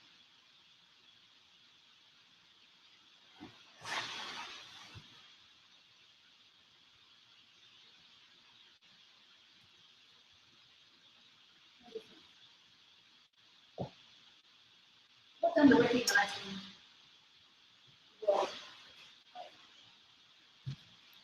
It's critical for people to contribute towards Exactly.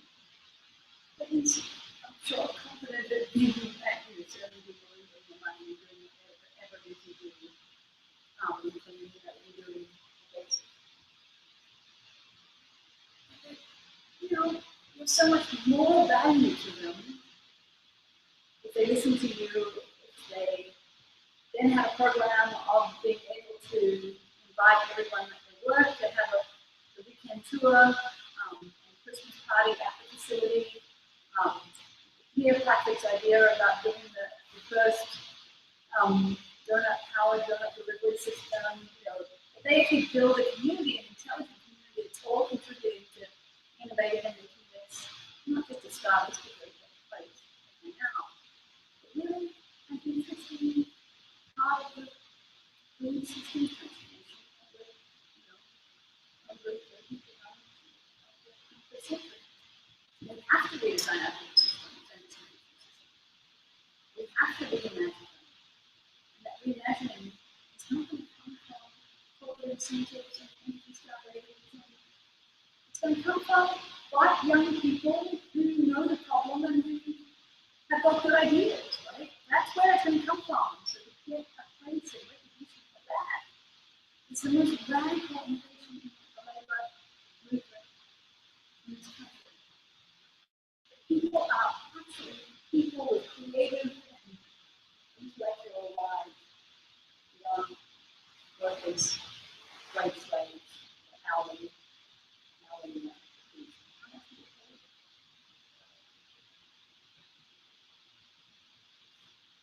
Maybe the way you take the race, maybe that is an issue still. Well, anyway, that actually is not very much. How much do you have to work for?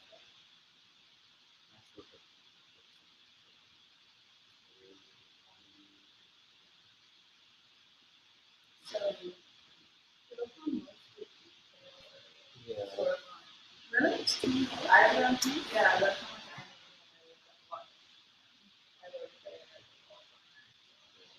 At Urban Outfitters, you work at the house. No, that's not. That's interesting. I didn't know that. That should be in your setup. You know, I work in this, I work in 1050 an hour, which is better than Urban Outfitters. You get paid $9.50 per hour. Position it and the details. Yeah, plus tips. Yeah, Say it, right? There's no reason to be, as a kind of culture, of not saying it. But I talk to other faculty about my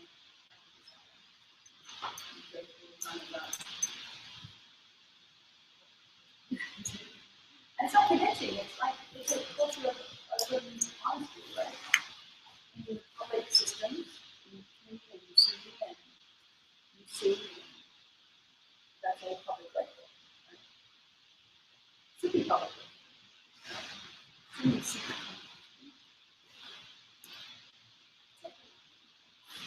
It's certainly worth more. Where's the thing of I came back to research assistants when I have to pay them. The minimum I can pay is an undergraduate research assistant. $16.50 plus benefits. And academia is supposed to be the worst paying place in the world. Getting these other programs.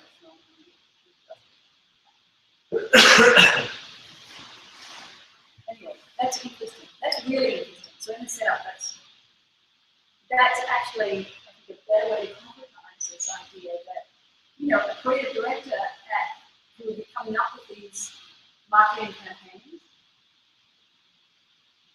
the minute you step outside the door and you get a job as freelance working with creative directors, they're charging you out to the companies, you know, for a junior designer, at probably $150 an hour. Right? You probably see between, you probably get paid about 40 or 50 for that. They get paid X amount for that. That's how they charge you on their invoice, right? But yeah, part of the designing how these things work. Okay, let's keep going. We done with this? Who wants to talk about that?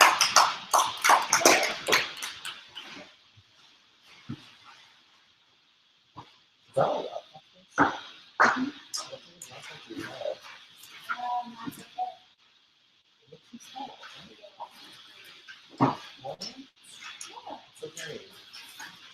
Oh, is it the 11th one or something? Okay. Yeah, so let's just go next. Mine is not individually using the rest. Indeed.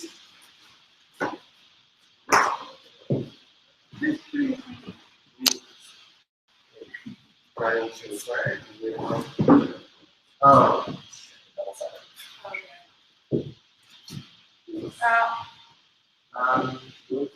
No, I've discussed. Yeah, so we'll do These are double 2 seconds. I'll be back in just 2 minutes. 1 minute, please. Again, it's laid out straight and in the middle.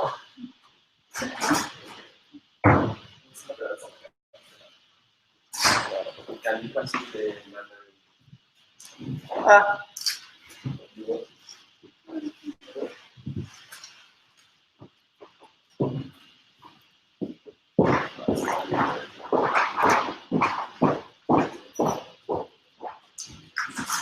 Whenever you're going, whenever you're finishing.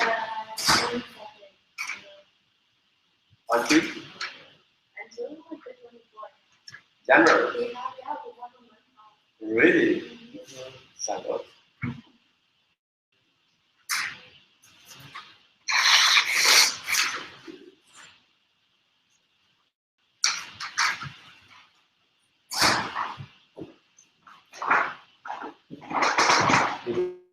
Close, right? September.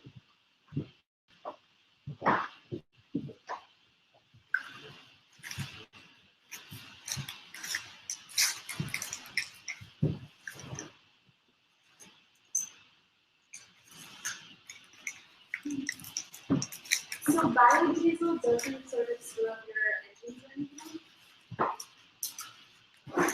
Yeah, I think it might actually clean it. Really? Yeah.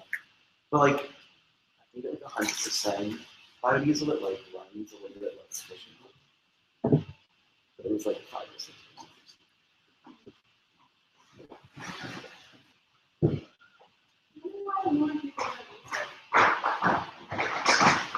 I think it's like hard to buy oil. Most, I think a lot of restaurants like won't give it.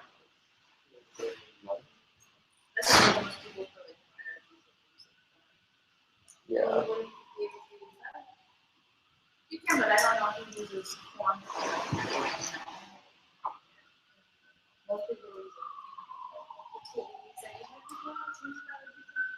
I have no idea, like, yeah.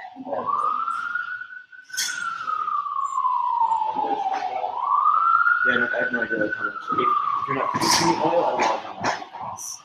Okay, so, They think about it being more expensive.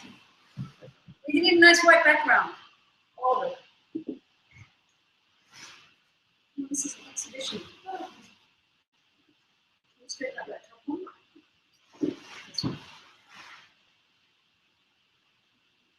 Do you use any sort of oil to make biodiesel? Yes.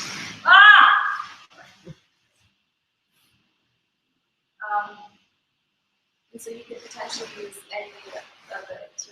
Any waste oil, any, there's also biogasification, so it's an interesting thing where you get the most oil-rich material. So any plant material. You need another, we have enough options. Okay.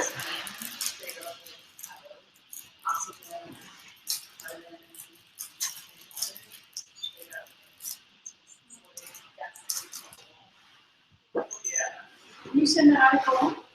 I'm sorry, can you send that article on? Because I think that's actually one of the things that I think you need, Patrick, in your, is a little section saying a list of, I mean, I can try to find it. a little list of people, interesting ways people have made biodiesel, right?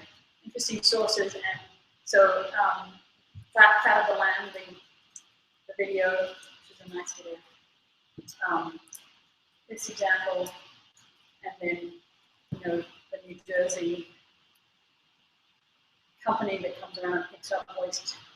Just a list of relevant projects that adding to. But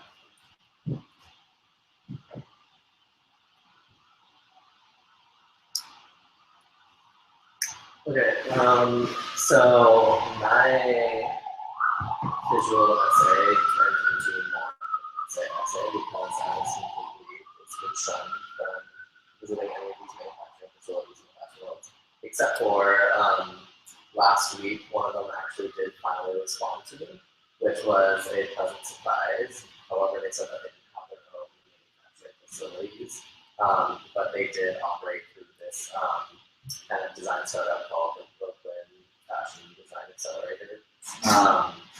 So they said I could go and take a tour of the facilities there, and they just made a day's setup, except for they emailed me a day or two after their first December tour, which was December 3rd, and the next one is tomorrow. So I was not able to do that. I mean, I can go. can you send it to us? I'll go. Yeah. I'll go.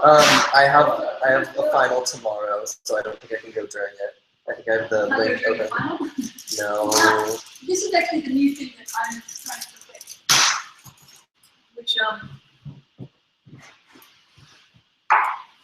why not participate in the final? He has another class set up in time for it, so it kind of conflicts, so I can't do that. So I have previous obligation was for that other class. But so anyways, I wish I was able to actually go to that facility earlier this month. That would change the whole outcome of my project. Make it more lively, beautiful, like all yours. Except for didn't happen. So basically, I guess my project is a representation of disappointment. Because I was not actually able to physically enter these facilities, and my project kind of more reflects the fact of the unknown of these facilities and like a loss of trust by not only receiving responses from two. One was a solid no, and one was that the person who responded to it for me to actually go and go to facilities. But I mean, But yeah. it's such a beautiful and powerful and incredibly important story. Yeah, exactly. So I mean, I made a couple of weird stretch comparisons in my analysis of what other like project kind of related into the CIA, kind of things like that, where it's like you can go to their website and they have like these little mission statements and all these things that kind of make them seem like this like very friendly and like reachable and I guess ethical type of facility or company or whatever. Except for that's just like a little paragraph that scratches the surface of other companies and does. It's just like this like facade that they put on for the public to see, and then like once like the prize of like I guess like the media and the public are gone, and they kind of do what is underneath the water, which is the unknown. So that the unknown is what goes on in the manufacturing facilities, and it will look like unknown because I'm able to go into that. So these brands, basically, the brands that I reached out to were ones that were kind of advertised as like these like super ethical fashion brands, whatever, like innovating ways to reduce waste and stuff like that. However, because they just like blatantly didn't respond to me, it kind of makes me feel like they're just like, yeah, they want us to thought that they are these super ethical fashion companies that you can hack in what regulations are doing, but they're actually not. They're just saying that. Yeah. Have you got that written down? It's like, it starts here, and it's on the back of the page and this page. I think as a visual essay, what we want to see is the image of their, their webpage, and maybe a quote like, "We are sustainable," inset on there, and then your letter, and inset on there is this really Yeah. heartfelt, beautiful, personal response, right? How heartbreaking this is for a young designer with all the best intentions, admiring this world. This is just so incredibly powerful. Yeah, I talked about that like a little bit in my response, was saying how they all have these like beautiful mission statements that like were like awe-inspiring, and then to just completely get shut down by them or just like not even responded to was heartbreaking, because it like reading all their little small mission statements and like what they're all doing was like very inspiring. But now I don't know if that inspiration is still there, because I don't know if they're truly doing it, because they're just keeping the other, keeping the public together. They're just Okay. I think if you can get this laid out nicely, I can send it to a journalist, Al Jazeera journalist, who would love to cover this. But you have to have it as a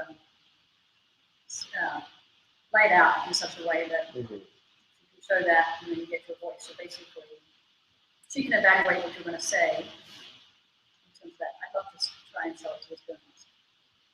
I think that would be an interesting story.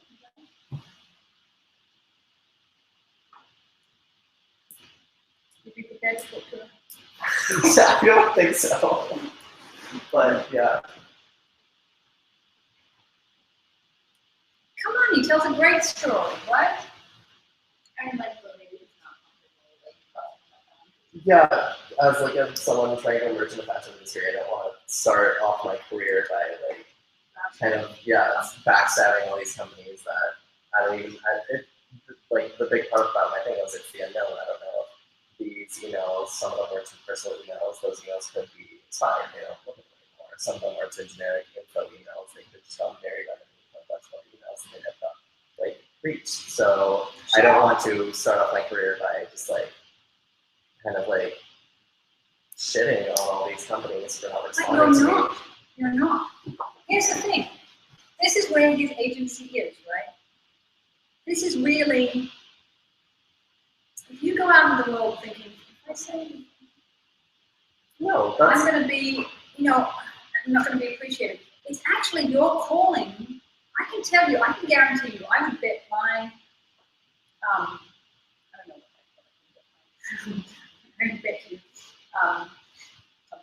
something really good.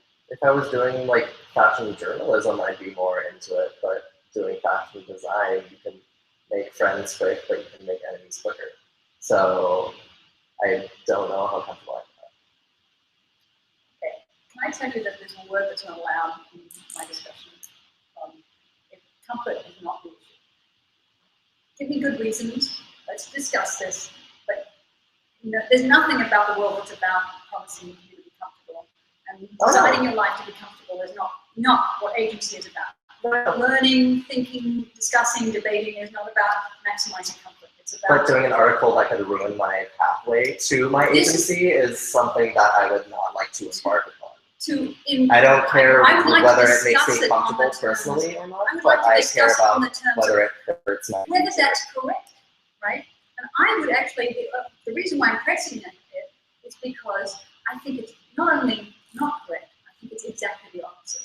I think it could really launch your career. This is a forthright young designer. He's obviously enthusiastic. He's doing his homework. He doesn't speak in a way that's trashing them. He's just saying, well, they didn't respond. I don't know what it is. They might be expired emails. It was really disappointing for me because I really like to work in an industry that does it. And I can tell you that if I'm at a fashion house and I was seeing hundreds of people and there was, oh, that's that kid. Oh, he's interesting. He's got an opinion. He's somebody, right? I can promise you, to the extent that I can promise you, that I can only work in it. I can absolutely promise you that. As long as you don't say anything stupid that's not well supported, which you have presented this in a way that in no way demonizes, in no way trashes on them. You're just presenting the evidence. And just like Nike's Jonah Paredes, you know where Jonah is now? Jonah could have said, oh, I'm not going to send this on, right? This is the Nike emails, right? Here's what I said to him, here's my correspondence. Because of that correspondence, because he was clear and simple about it, he actually was then the director of IB, and he now runs, he's worth $2 billion, right? He runs BuzzFeed. Well, for me, it's not and he, about before that, making money, it's about doing no, what what I'm saying is it didn't hurt his career. In fact, it launched his career. He was, But his career went on a different path that I want mine to. So his career was about designing and it's about media, right? His credibility was established by that. Not because he was negative, not because he was in any way, misrepresenting anything, not because he was trying to present great investigation, but just because of the personal correspondence he had is exactly the same as this, right? Here I am, just a nice guy trying to do my thing, and here's how the system actually works, right? And for God's sake, this couldn't be more important. You do want a better fashion industry. The fashion industry, there are the intellectual leaders in the kind of fashion's capital of the world, right? They call it Paris, right? So now it's here. Sorry, terrible. I'm sorry. It's a sort of comment I can make. But no, this idea, this is actually,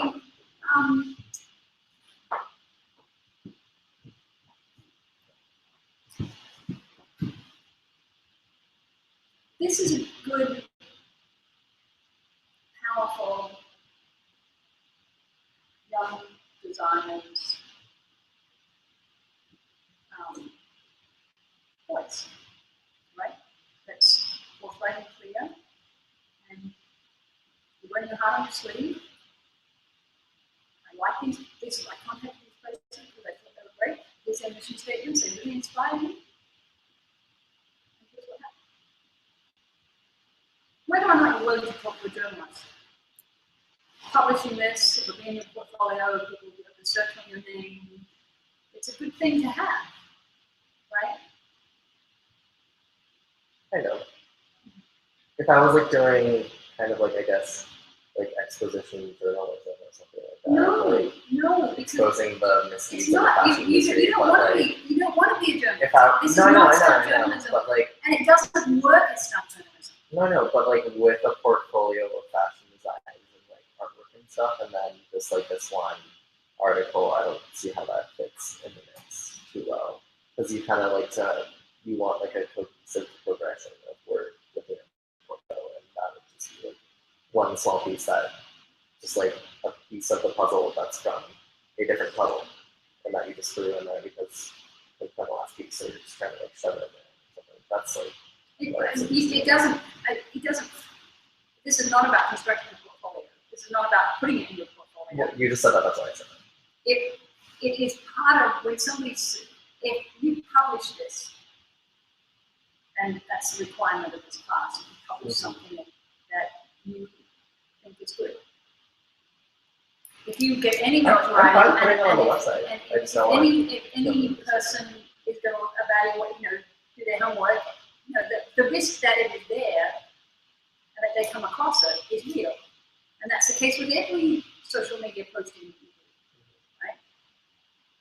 We presume privacy, and frankly, I think that one has to be posting their Facebook page shouldn't be searchable by old students or future employees because they assume privacy to their whatever. That's the condition of the environment of the information is that. And this is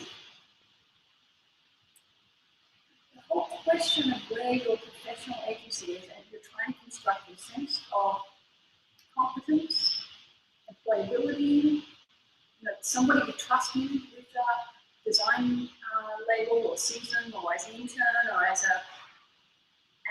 anything. I know. When these guys applied to work with me, I searched on them, I read what they did, I spoke to the people that knew them, and part of putting together a picture of who you are, it in no way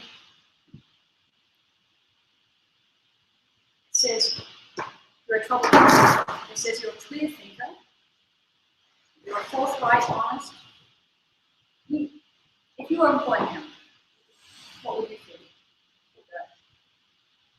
Articulating your I would like it, but that's also my mindset. I think we need to this could hurt him if some people might not like him. I mean that requires. Okay, so if it's not you, then tell me the person that would not like that attitude. And frankly, probably someone in some company that actually has some weird business going on, which hopefully he doesn't want to work for that company, but still companies that do want to keep these walls up because they're not as ethical as they could be. So that's second guessing. I have to say that all the people that I've spoken to didn't actually get to speak to places like, the house of name, places like those.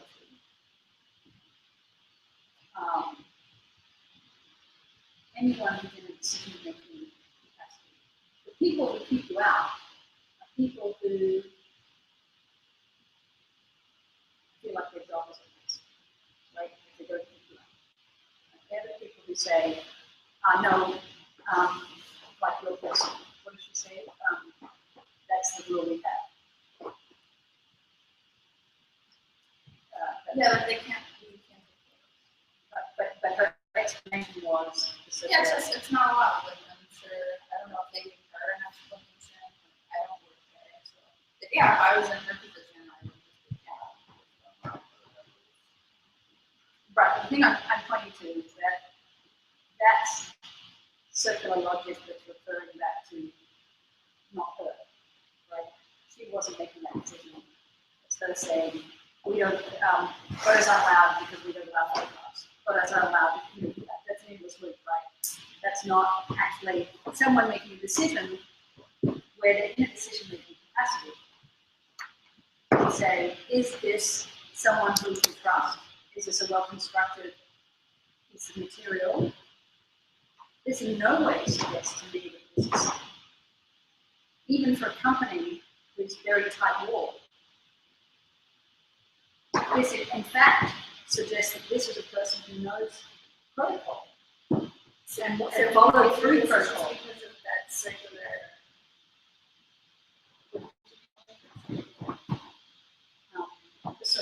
Circular logic. Yeah. No, I'm saying that if you can't speak for yourself, you would find this very attractive, right? You would find this well-constructed letter, well-constructed reflection, a beautiful story, very beautiful, very moving, a great piece of work, right? As a person, as a colleague. But if you were in, and if you would find that, and I would find the same, I think. But what I'm saying is that when you construct experience, I've never found a person who uses that kind of thing. They're not in that. They're in a position where they have to make a decision, and they have to draw evidence for this reason. A person who is making an employment decision has to be able to say, I made this decision. They have to justify their own decision, right? Because they're in a decision-making capacity.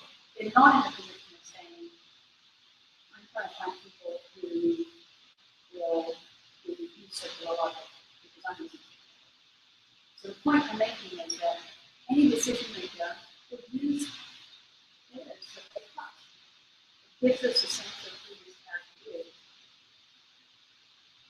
And, there's obviously not going to be employing that it's a design position, which is what your primary issue or primary professional goal is, right?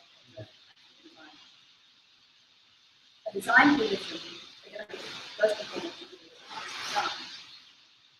But also, they're not going to look at that directions, they're also going to look at other work, and they're also going to see if this guy is faster than Facebook.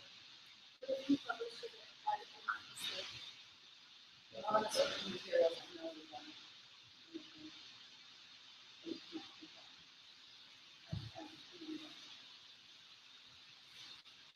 so, I'm not interested in an Amazon review.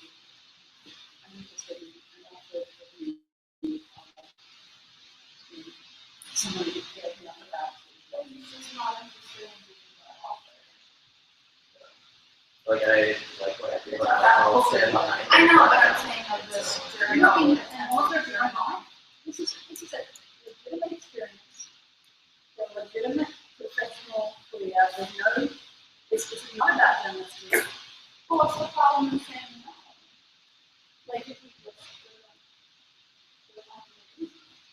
because comfortability is Okay, not it doesn't feel like it doesn't make any sense. If I don't feel like this is applicable. And as faculty who cares about good education and people walking out of here, the fundamental idea of this project, everything I care about, and everything I'm trying to teach, is that you have some damn agency to be a person, to be forthright, to be real, to be honest, and that is damn well appreciated in the world. And if you think it's not, then I have really failed. So I really care about this. It's not okay. It's not okay for me to walk out there. I'm just going to second guess what people say to sense myself and not do it. Maybe it will be. If you believe that, then participatory democracy is a, farce. We are in a world information age where every bit of social media is a paid promotional thing. And there isn't anything doing it. This clearly reads as a genuine, well-constructed, well-considered, honest, clear reflection on the industry. It's a really nice piece of work. Precisely for the words you use document my disappointment. Not as an invitation to the industry. You don't want to do that. You want great young designers who love their industry, who care about the industry, pour their heart and soul in it, and really want to do something good.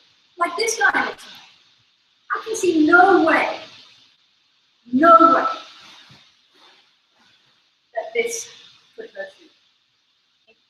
Absolutely no way that anyone could misconstrue this as the thing you're suggesting. Trying to be snarky or, there is nothing disrespectful. And that's, I think, what's really important. You've shown your professionality, you've shown your persistence, you've shown, that good character. And more than anything else, that would persuade me as a designer to say, what's this guy? I'd like to work with him. And I think the designs are working. But clearly, well, they're interesting enough, or, whatever.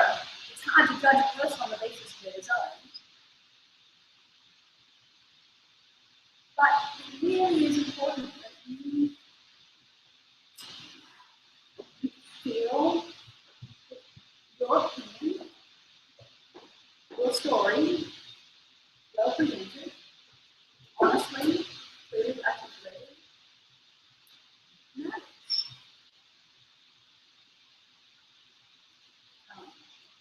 No, I think it matters.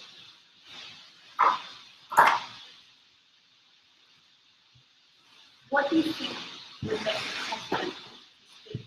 The journalist said,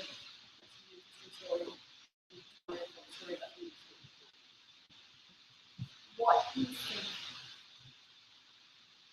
What do you think of that? If they thought it was interesting. No. I'm not asking, I'm never asking you to second guess and misrepresent. I don't want to hear my own opinion. I don't want you to speculate about someone you don't know who might be in a position to do. And that's low standards of ethics, right? That doesn't, it's not persuasive, right? Your opinion is persuasive.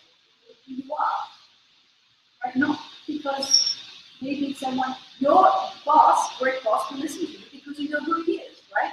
You can't tell me anything about the other guys or why they didn't make you in or what their motivation for that is. I don't want you to speculate on that. Just, go out and try with this person, with that person, right? So it's your opinion, your veracity as a person, your accountability. I know my own issues. It really matters. And that's why things are cited, like the Marx Brothers, they are known for, known by who, known by what, how. It needs to be quotations because it's not your idea, right? And being able to very clearly identify what is you and yours, how is professionality, and this is very clearly laid out, right? This is a powerful reflection on the industry. It's a powerful piece of art, precisely because we're not, because we are very clear, your voice is very clear, your motivation is very clear. That's why it's powerful. That works. That's why journalists would want to talk to you. Precisely because you are an aspirational young designer. Precisely because you have your stakes in this industry. You are believable and charming, interesting, more interesting than the average person because of it. Right? And we know that from that, you can construct an identity within the industry as someone who's trustable and doesn't take bullshit and is clear and believable and just I really think it's important that you walk out of this class proud of what you've done. No, I am very proud. And knowing that I'd be this lucky. is I'm glad to share it on the website. I just don't know about. Like, I feel like it would be like, yeah. Like, I'm perfectly fine like sharing this with the public, but I don't know about like making it a full journalistic endeavor right now. I feel like it would be nicer to like dive more into to get a story in a newspaper, Al Jazeera, I don't know if there's a feature article about it. You guys hear about it? No, right? So you're not gonna make a whole journalistic, and they did spend, 4 weeks filming the story, doing research, sending out the film crew, filming it. This would be a small story that would be, it's not like it becomes a blockbuster movie. Yeah. There's something in the construction itself that is significant. Let's see. Can you feel it?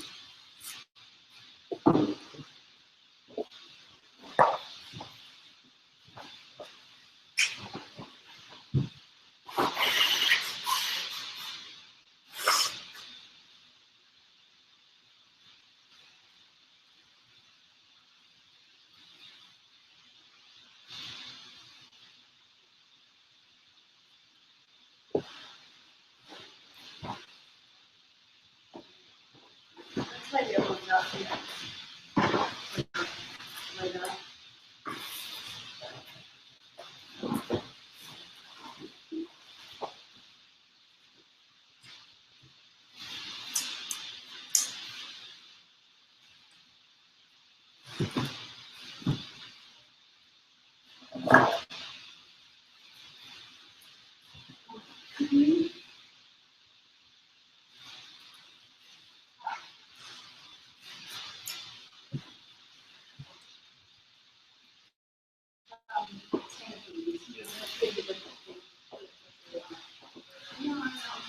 is a new So basically, I looked at the Brooklyn Roasting Company, which is a coffee roasting company based in Brooklyn. They are 5 years old. They serve wholesale and they open a couple of cafes. They have 4 in New York and they're opening 46 new stores in the next 18 months. So like quickly moving expansion. And the reason why I was attracted to them is for the reason of transparency and social responsibility because they're trying to be this eco-friendly, socially responsible company. So I have a picture of what just coffee farming looks like because I didn't have an idea before that. And I was asking, where does the coffee come from? The top suppliers are Peru, Nicaragua, and Ethiopia, but they have 40 different regions. 90% of the coffee is certified to certified fair trade, organic, and rainforest alliance. They're really particular about having fair trade. That's really what's most important to them. And depending on the region that the coffee is coming from, they come out of different states. So some have already been roasted once, or they come raw. So it really depends on the type of contract that they have with suppliers. They've worked with most of the co-ops for more than 4 years, so it's a long-lasting relationship. And they visited the co-ops firsthand, so they know who's there, they know how it works, they have contact with it. This is what raw coffee looks like. And I asked him about Brazil, just because I wanted to know about my own country. And he said that it's very hard to work with Brazilian coffee because of the difficulty. Brazil has human rights. It was the last country to abolish slavery, and that's still embedded in the culture of the country. And so there's a lot of corruption when it comes to the certification process. Well, I don't really work with coffee, but I later talked to a friend of mine who does work with coffee, and he said that for a couple of dollars you could buy the certificate of organic, fair trade. But the corruption? Yeah, about Israeli slavery and Oh, yeah. so Yeah, I think there's a lot of exploitation.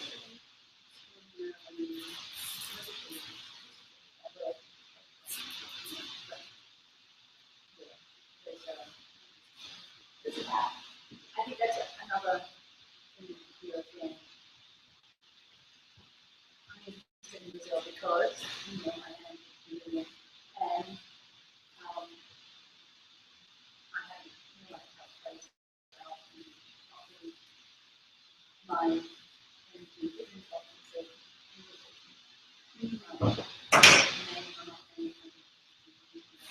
Personally, not exactly that level of sound. Much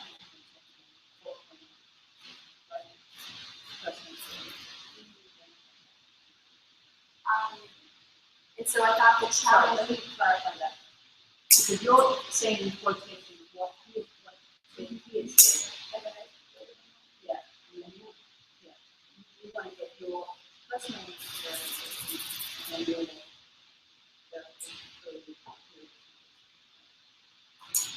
And so the challenge with Brazil, among the other companies that also have a culture of corruption, is finding these smaller co-ops that aren't necessarily certified, but would, if they had enough money, would be certified. And then so through this friend of mine, I found one co-op that isn't certified, but is pretty much very sustainably grown. And so we went on to talk about economics, and he was talking about how coffee is now the #1 sought after commodity because the demand for coffee has increased and the demand for oil has increased sort of varies between coffee and oil. And he talked about the growing demand for different flavors. So there's such a thing as option coffee. You can buy coffee that sort of tastes like tea, and it goes to these really high prices, especially popular in Japan. And I was asking him, how do you price these different types of coffees? So basically, it's commodity price plus origin differential plus the certification differential makes the price. And that's why I was asking about the commodity, because he made it seem like you're paying the commodity and then all these extras. But That's a cool line. he buys from the co-ops. And I And think they the co-ops set establish the price according to what it is. Again, I have no idea. No, but this is again kind of representative, because what's interesting is your question, right? Can you explain that, or how do you price it? And then putting this in this implication. I think to tell, understanding this through your questions is much more selling than just looking at the individual, I need to take this, or this is like taking to co-op. Pricing cost co-op.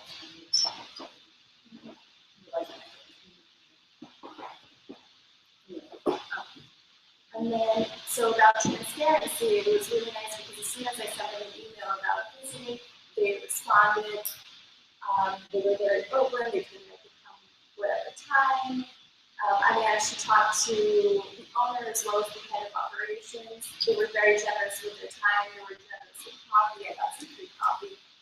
And besides that, the layout of the coffee shop is very transparent. So you can see the roasting process, and you can see the stacks of coffee.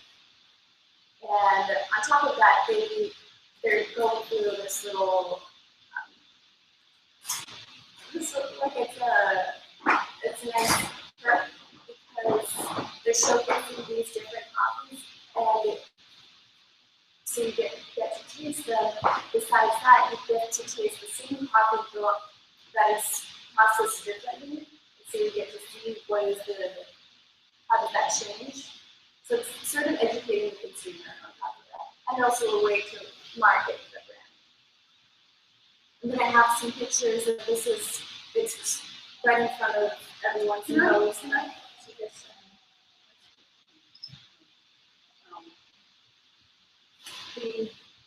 I'm glad that you how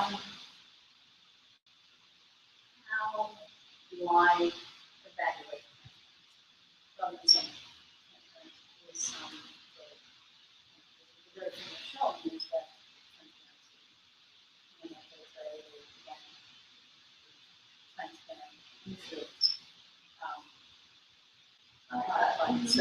so what you're doing is establishing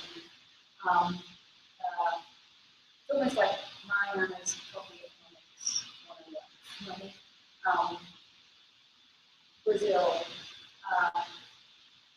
Brazilian politics, takes the Brazilian politics and coffee. Actually these ways in which you're not telling what's sort of Brazil, you're telling how that way, how you can see it is Brazil, smell and the way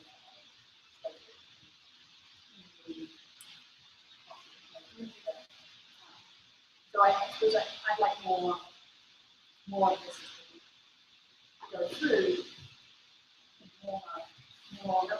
more sense of this issue, how guide because I think it's a really great review. It's just a really good level, like not a copy talking about any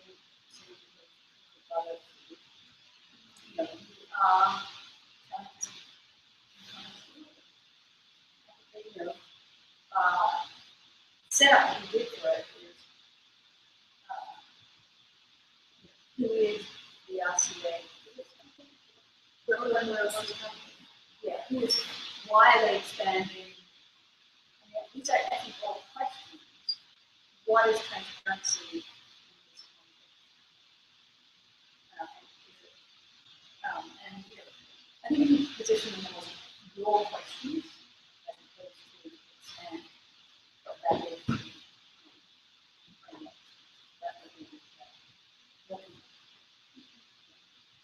And so a picture of them roasting coffee in the number location. And a picture of where the juice as well, so that's also very transparent in the sense you can see them. Social responsibility, so the certificates, the recycle, their secondhand furniture, everything is bought in thrift stores or secondhand stuff. How many? How is Brooklyn Nursing Company socially responsible? Yeah, again, this is how I believe Brooklyn Nursing Company is socially responsible. Yeah.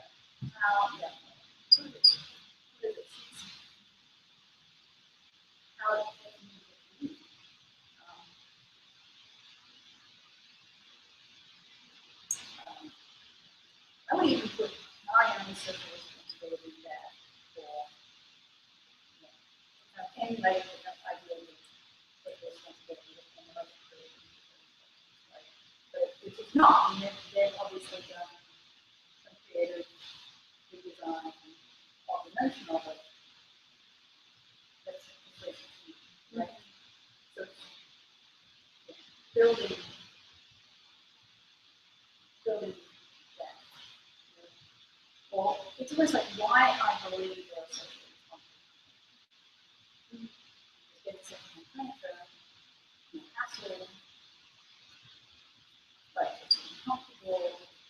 I mean, yeah, positioning is They have in-house cabinetry, so if they're trying to make a new table, they'll use their own carpenter and then they'll keep the extra wood and use it for something else, so they're always trying to recycle the materials that they use. They actually have I don't know exactly the role, but I know that they have someone who is a carpenter that I think that's the only is there like a computer science at all? Someone who works there and also doubles. I mean, it's a speculation, right? That seems to be Yeah. question, right? And that may be the case. But that might have to be a committee,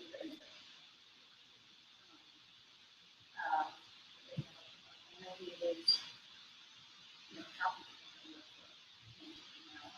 They so they're just getting set up. They do their working there. So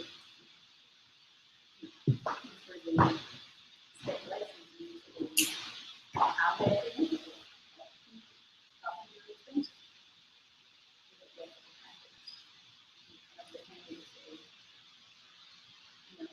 break the union of carpentry in successful,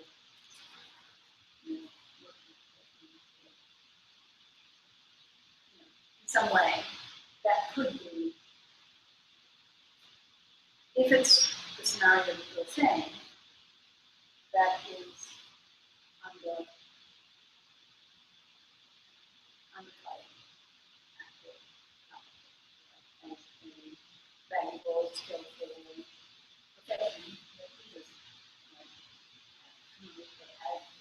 has a real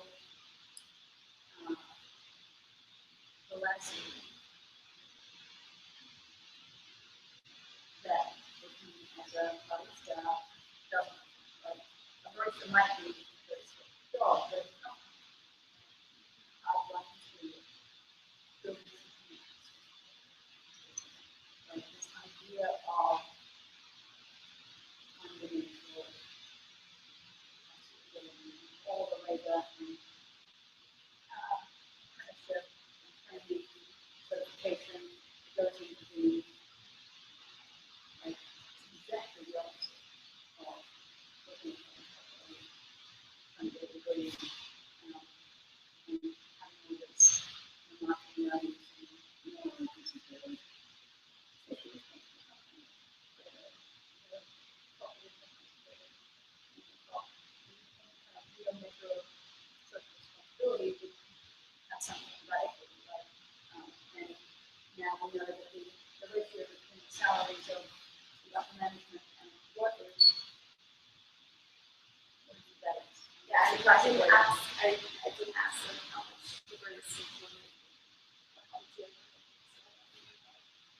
I'm telling you that I was there, and I can see that they're happy. I mean, they might not be making that much money, but they're happy.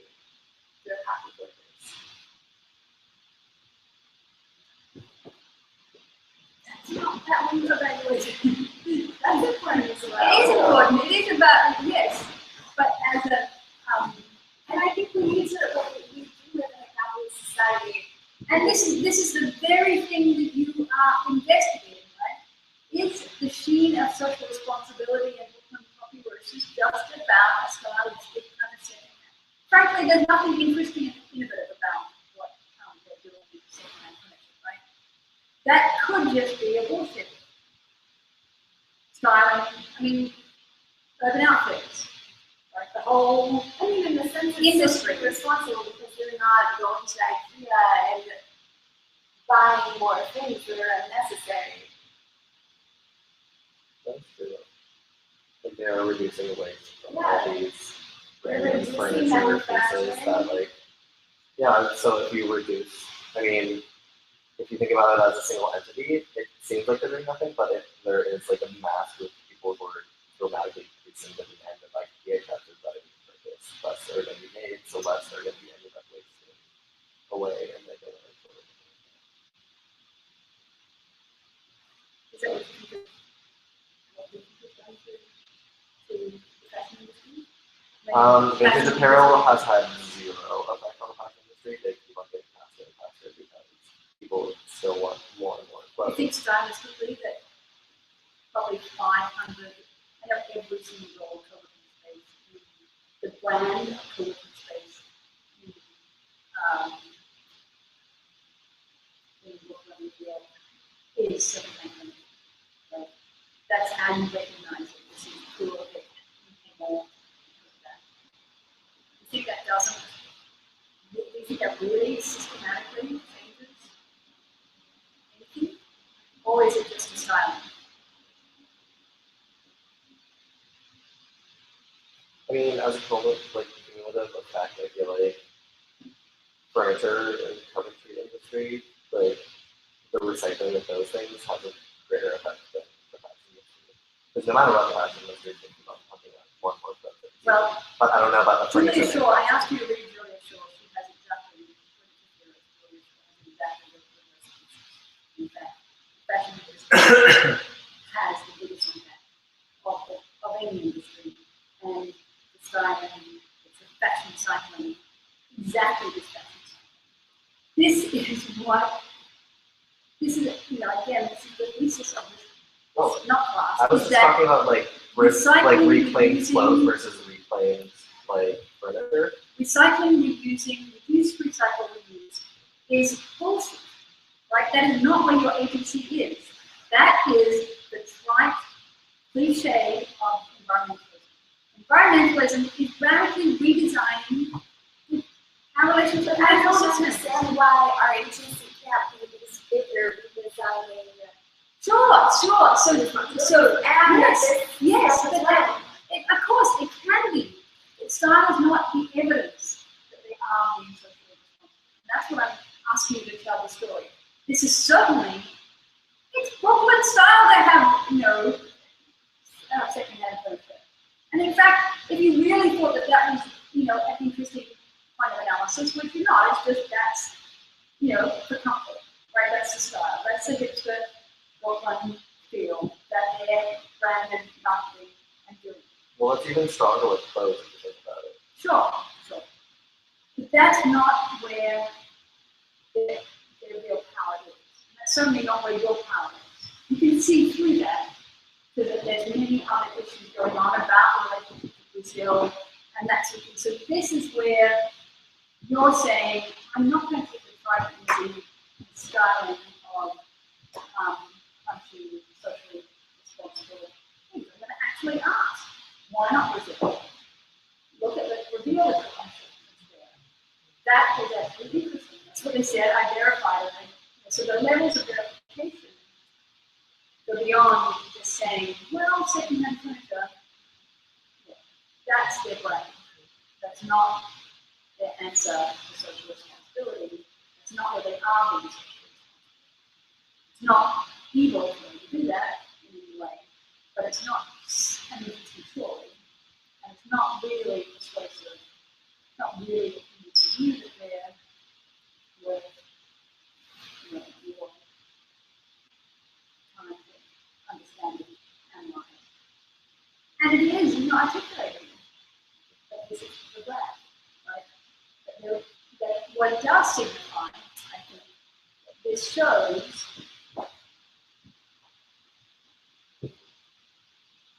it's a difficult it's dominated so much by styling and pseudo, right? Not actually by look, we pay. They don't have a poster in front of them and they're saying everybody. This is a company that raised everybody's minimum wage on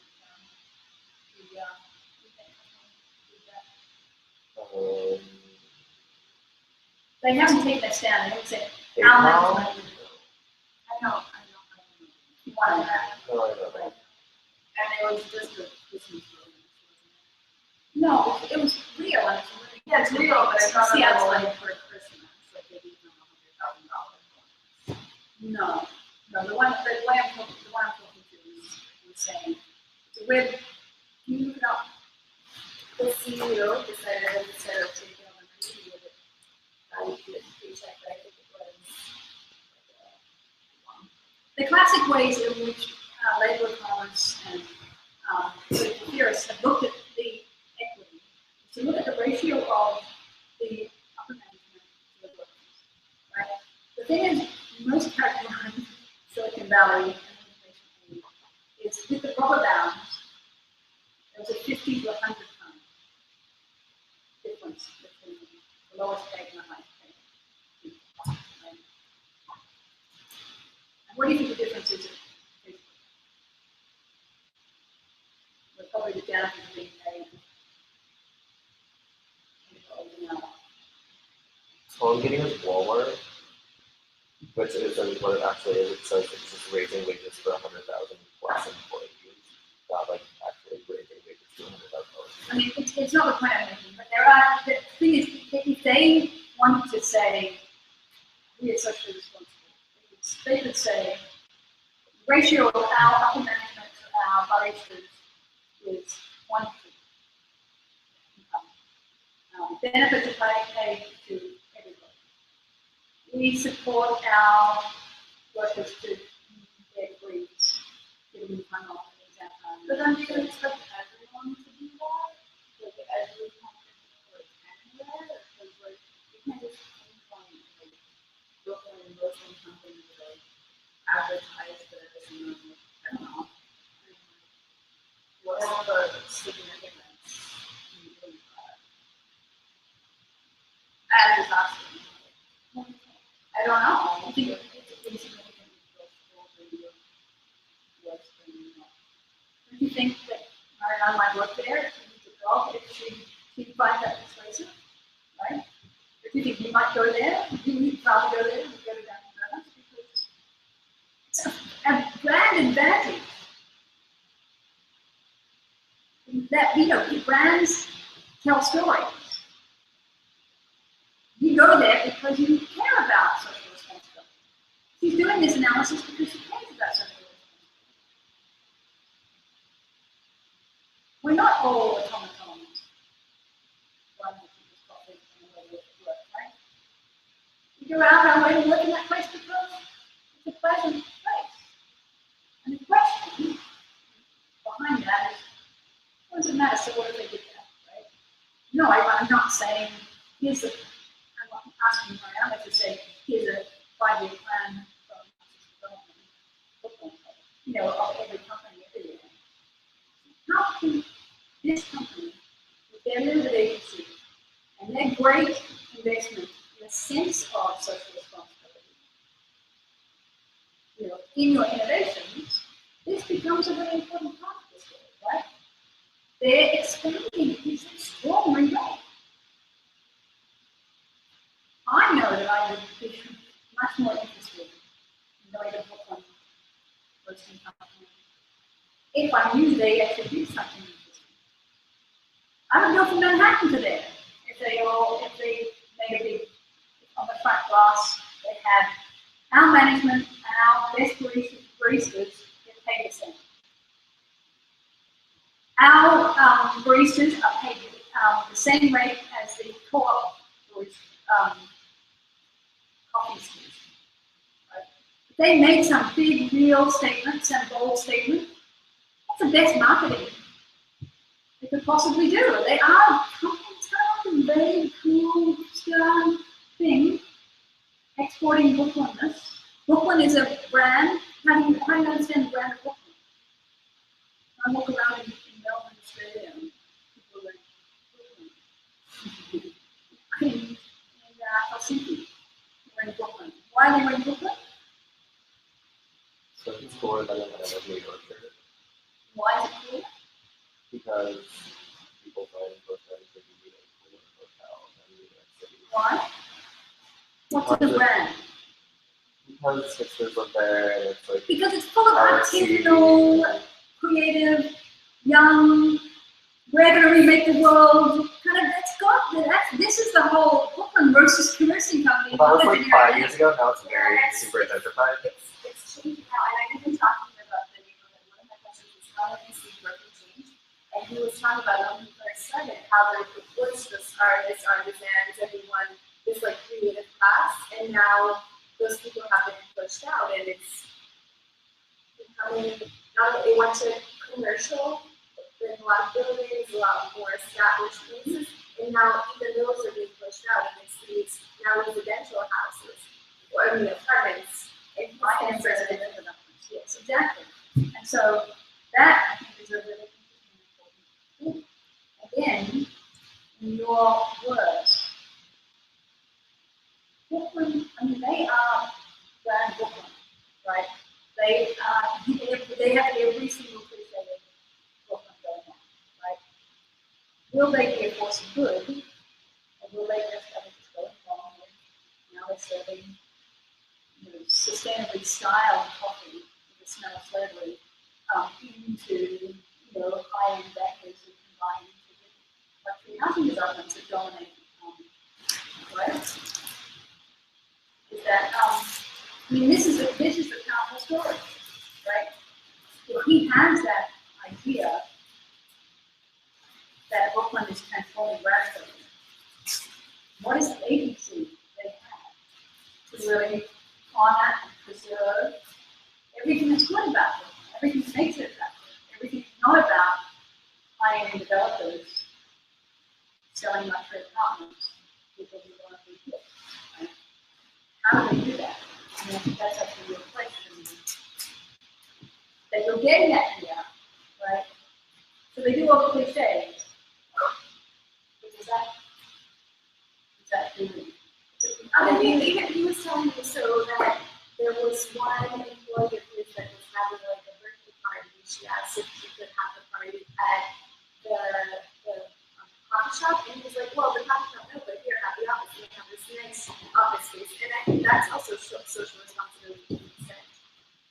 So it's not maybe they're not getting paid, something that's fair in comparison to how much the CEO or the owner is making. But I think they get I think there's this relationship that develops that is socially responsible. You know about it, it's okay. I mean, that's it. No, I don't. This is a company that's branding and exploiting things. That's the fundamental structure of social relationships.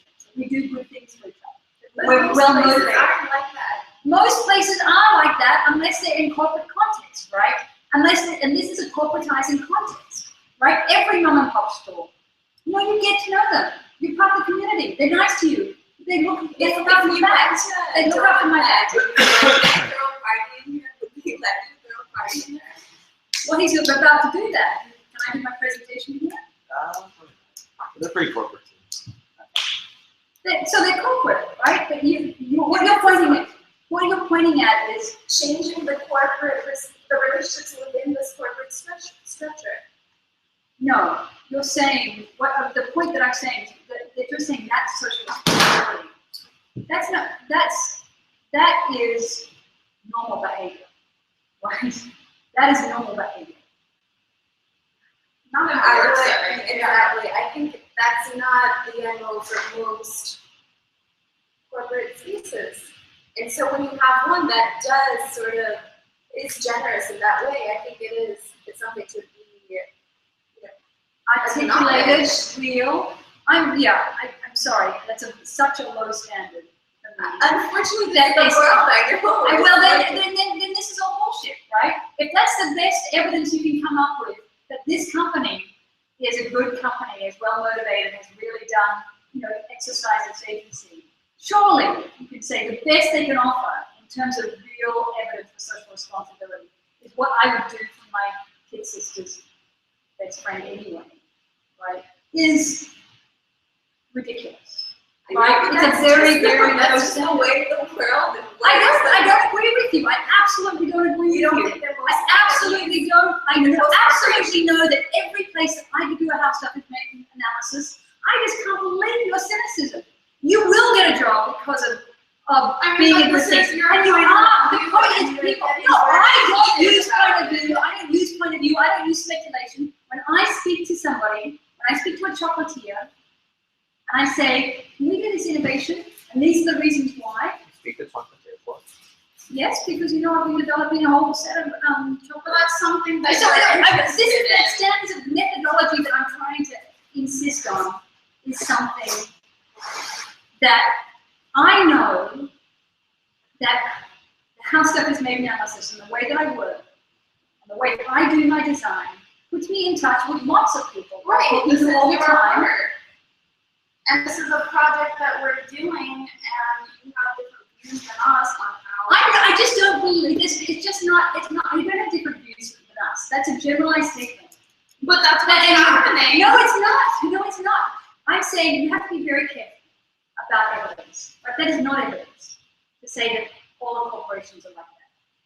I'm saying that's not evidence because it's just not true and it's not verified in what you're saying. Right?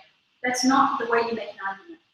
It's not persuasive, it's not even true, right? Even if it were, if you were going to go and investigate that as a statement, go and then let's talk about you can't say all companies would lean towards the positive or the negative. You can't say all companies would let you throw a party in the donut plant store. I'm not saying that. What I'm trying to say is that I need to demonstrate in terms of methodology and being competent at telling a persuasive, evidence-driven story, is that you can't say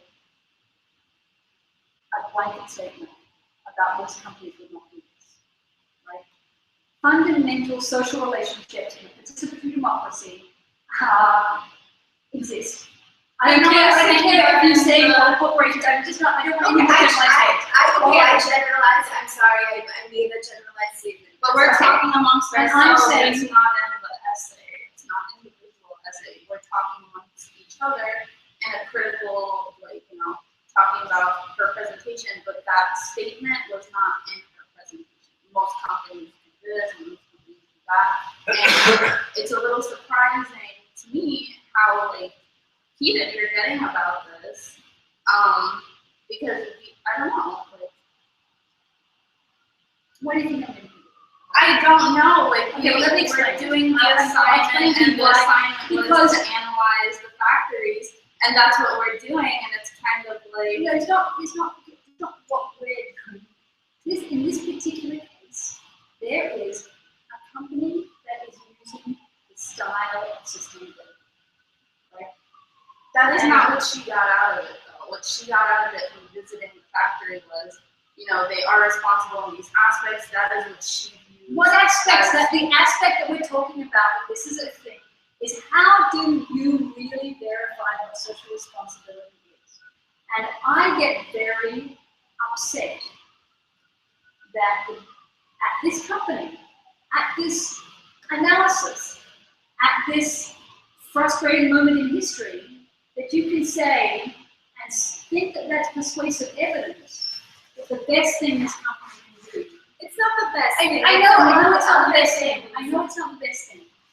But in terms of evidence, I'm saying I think that really sucks. That is not evidence. Or it's evidence of there is such a low bar.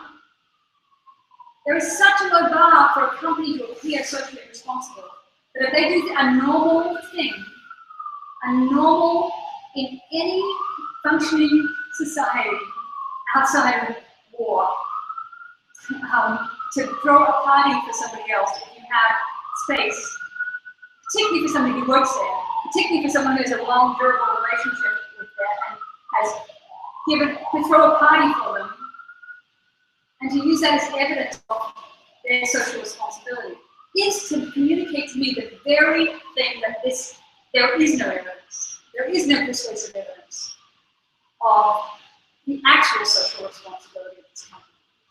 So I'm upset that, you know, this is kind of giving life to a generation's hope, right? The coffee shop, the third space, the political ideas that we can do trade and create social spaces that really do reflect our values. I'm not prepared to go out of this class, this X class, and have all of you think in any way that most people are exploitative, that most people are just trying to maximize profit. In no way is that an actual representation informed by any evidence. And I know this is a difficult assignment, because getting into these places and asking hard questions and figuring out and holding people accountable is really a breach experiment, right? I'm not asking Patrick to confront these people about their you work here, we trust you to interact with people, and we don't trust you enough to, you know, I'm not asking, the strategy that he's doing is, he was a very bright guy with interesting ideas, and if you're open to it, then you're an interesting company. And if you're not, we'll see, right? In this case, to celebrate a company on the basis of that is not persuasive. It's not it is actually making it powerful, right? To me, it communicates that there is such thin evidence that could provide an with so little actual compelling evidence that they would come to that as a company. You know, if the guy had said no, that's about a personal relationship. That's like, you should be looking at it. That is a disambiguation here between personal, polite, social relationships and being able to design our shared environmental commons in such a way that it works. So it doesn't degrade people's health and livelihood and I think that's what you're genuinely interested in, is telling the story, finding the good things about this, right? And I'm saying that that's completely necessary for a convivial, straightforward human relationship. Every context I've worked in, we have not even Damien, who just printed out things in the office 2 weeks ago. That doesn't make NYU a good company. That doesn't even make this a good department, right? That's no evidence of. That's because he's appreciated and we like him and we're going to use that how we want it, because we're independent, autonomous people, right? It's not evidence. And if it's being used as evidence, then that's very sad for this company, right? This guy who you were interviewing, that was the best answer you could come up with. He didn't. That's my answer. That's me taking some of the stories that he told me and putting it into. I think that fits into social responsibility. Relationships fit into social responsibility. Sure, but that has to be, what sort of relationship is that, right? So that is not social responsibility as a brand. not social responsibility as just every definition of social responsibility. I'm writing a letter of reference for the social responsibility business professor at Harvard right now. And it's not because he's to a party or that's not how he used to be constructed, right? Okay, how does it construct? It's on the basis of their trade sources being paying fair prices. They might So if the wait, so organizational fear. Resources, why is that resources side of it not? That is, but that's not the social responsibility grant. That is So- this a good place to work? social responsibility, wait, can I say that? So you're saying social responsibility is more on the lines of the people that are making the actual coffee beans in like the South American countries. They have good working conditions and like they are celebrated as good employees and stuff like that. That's social responsibility, but for the store that's in actual Brooklyn where they brew the coffee, if they do something nice for their employees there, then that's not social responsibility because it's part of corporate America rather than like helping some third world country like improve its labor You don't standards. actually believe that, right? No, Corporate social I'm asking responsibility if that was is your this view. corporate Because social I consider responsibility. that. Do you understand what a corporate social responsibility? CSR is a field where corporate social responsibility departments in corporations. They're not there to host parties. I probably right? studied it this So, semester in that book. Okay, so that's not what corporate social responsibility is. That's not what social responsibility is. You might find that persuasive evidence that there's good working relationships. And that's great. Write it down as, I think this is evidence of good working relationships between the manager and their barista or whatever. But it's not, this is evidence that this is a good company doing good innovative work, right? It is not. I would, But the, okay, so the certificate that is socially responsible. I think the bullshit personally, right? This is your analysis of what do you think is the persuasive, what is the most persuasive thing about this company in terms of its social responsibility? What persuades you? And what In my analysis, Yes. I consider whatever happens in-house should, and outside of it, should be socially responsible. I think whatever happens within is something that we need to look at as well. yes. And I agree with I that. think it should be also under the branch of social responsibility. Well then, what you've established is that this doesn't seem like an exploitative work. Right? That's fine. I would say that most of it is not exploitative. Well, why does it have to be on anything? Like, these are our analysis of the factors. It's like, it doesn't necessarily have to be interesting. Like, this is what we're getting out of. Like, I don't understand how it's not interesting. Like, that's a large statement to me. Like, and I've worked in several places that I didn't feel like I was very welcome to be myself. Where if I asked too many questions, they told me, don't ask why. That's interesting. That is very interesting. But I feel like They're making a blanket that statement. I just have to answer. I'm not trying to teach you to write that essay, right? I'm trying to teach you to do good work, right? I'm not, just anything doesn't matter. This is everything that I ever related.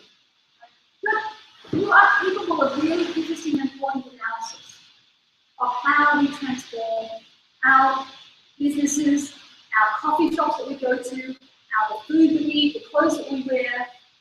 The whole idea of this class, X-class thing, is to see what kind of agency we have.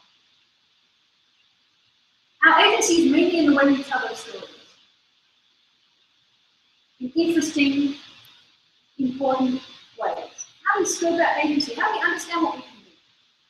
It's not in telling uninteresting stories about unimportant things, right? That's a very curatorial, you have agency to figure out what is persuasive. And what is coming out of this argument that I'm so het up about.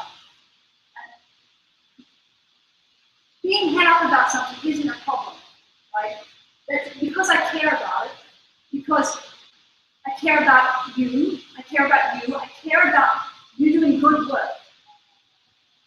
That reflects on me too. I care about my own professional reputation. These are interconnected, right? I don't want you doing bad work because that's to get the grade, to get the stuff. Because that fails the entire class and the reason why I teach in my race and therefore right? It's frankly because I think that your understanding, that Mariana's analysis of this sheet, because it's a company that she cares about, because she can understand it, because she has connections to Brazil, because she's had the personal connection to it, because it is growing, this could be a very powerful company. The Brooklyn Roasting Company embeds all of the brand of Brooklyn, all the hopes of this generation about doing real, good, socially responsible, artisanal, delicious, luxurious, wonderful, comforting Brooklyn coffee, right? It embeds, it represents so much of what is a desirable lifestyle. Okay, but let's skip to solution because what I was thinking about, which are the problems, the biggest problems are, so we get all these shipments into the New Jersey port, and then they have these vans that take it into the different locations. So I was thinking about using cargo bags, which were a little bit like this, and they're different ways. And then these things are quite stupid, the better signage of dining in options, and then changing plastic containers to paper containers. And on top of that, there's a thing called the Food Cowboy, which is basically it's like a mobile app where you can say when you have too much food that will go to waste, and they'll track it down, pick up the food, and take it to a home shelter. And so we could implement that for the surplus of food. Go on this. So input on this, okay? Good idea. I'm not going to hate it. I just want more, like, how will you do the signing? Okay, persuade me to dining, right? Now, better signage, big glass, vinyl thing. If you dine in this cool place, you'll XYZ, right? You will divert X. Which over here is Y, which over 100 years is this many, this pure contaminants into the eggshells of birds or whatever. However you tell that story, right? Tell me, right? Because that's what you can really offer this guy. That I think could be really helpful. Just showing, creating an extraordinarily comfortable place that's totally the reverse of the running to paper cup, Starbucks, maximize the amount of coffee waste culture that is implemented in every other coffee shop chain. If they really took that very seriously and said, in every way, we're showing you why dining in really matters, right? That's where they have their most power. I'm quite willing to believe that, but I'm not yet persuaded. Right? I think that's the whole thing of this essay, right? They seem pretty good, and there's some good ingredients there. But I can think this brand knows how. I think they could really learn a lot from being able to, persuade someone like you or I, their customers, with really interesting information. We hold birthday parties. We're closed every Sunday for birthday parties for our community, right? We do that. If that is the systematic thing, make that obvious. But don't do it as just stylistically for your essay.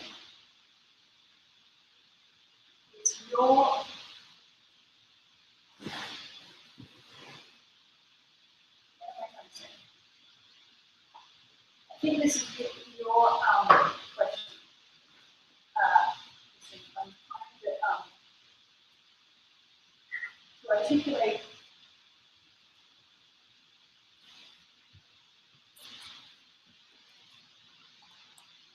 Mariana's analysis of this might be very valuable to the company, right? Make it more valuable to the company. Means challenging your own ideas. Also, it could be very valuable to yourself, right? And to your friends. And the fact that Patrick or Christine could walk down there and see that on the window there's some kid from some university who did an analysis. And these guys led analysis. They published it as the student.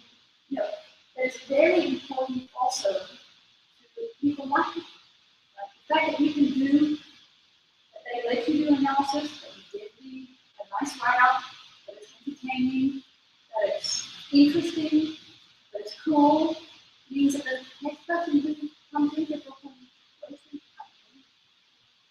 has that story access to, right? And that sense that, oh, they are open to, they are open to being as something more than consumer. So that's why I think Christine is more than just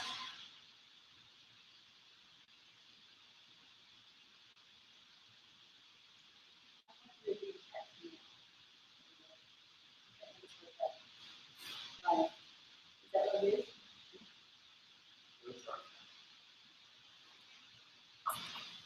Close?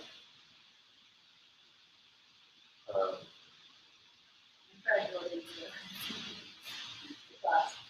What is it? Because leftover coffee grinds can be utilized to cultivate gardens to feed stray cats within the coffee beans can be used as fertilizer to grow catnip and other types of fruits and vegetables and stuff that are healthy for cats' diets, as well as mimic some other vegetables for the inhabitants surrounding the most likely rural garden that we can utilize. So then they can also have that's what. This is beautiful. Thank you. Right? That's very concrete and good. That's something that can use. Why not? And it is, I think, real. At least there are local community problems. Too small for any real social responsibility. But these are things we're talking about. Some really are organisms like that.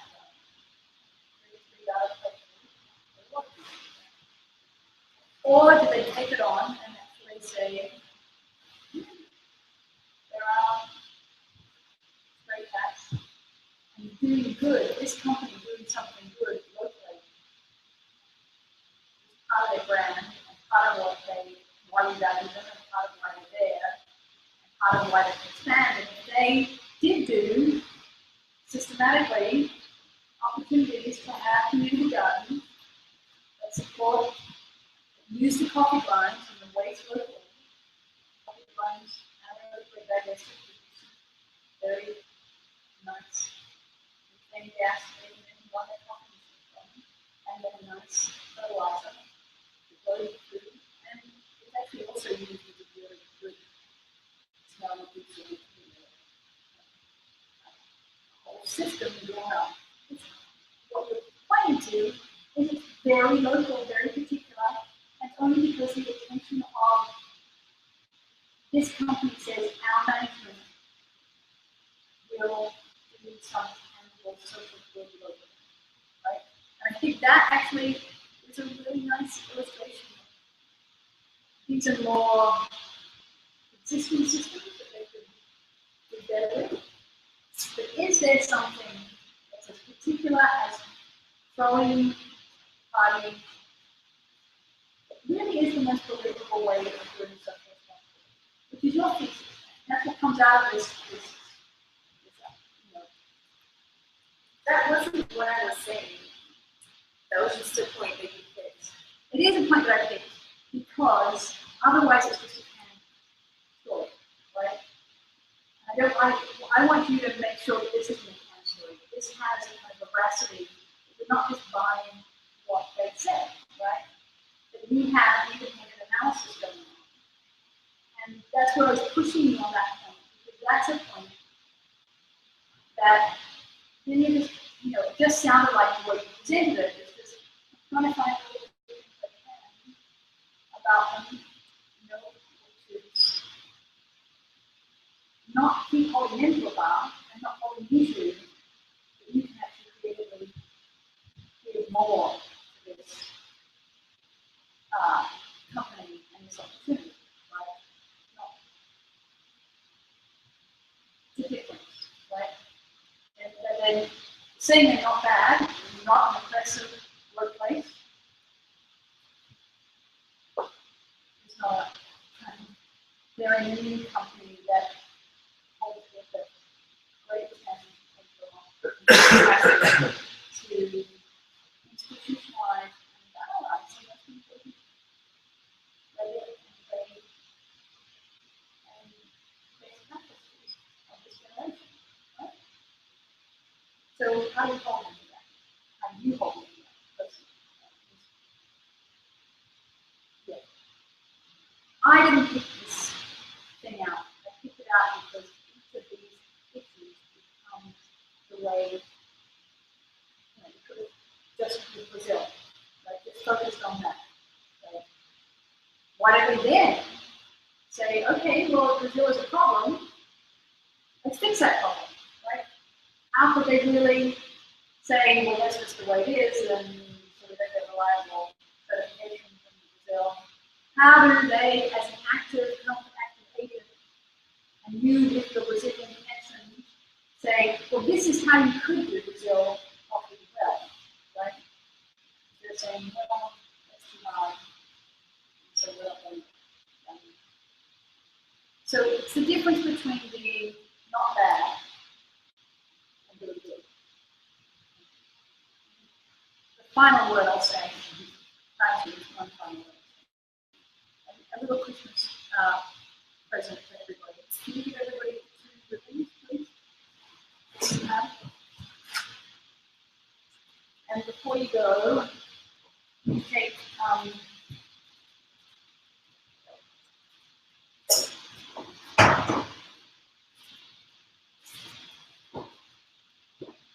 to do a little collective topic experiment.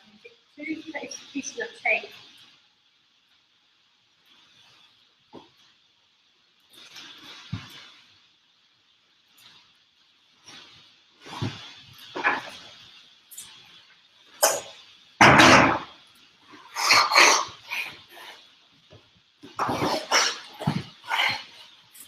Two pieces of tape and put it on like this. Or could you take photographs of that? No. You know how to take photographs. I like that. I think in the end,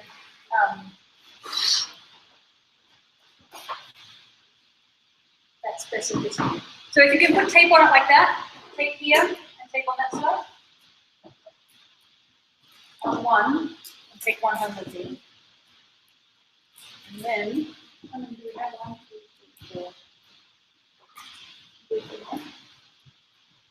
Yes.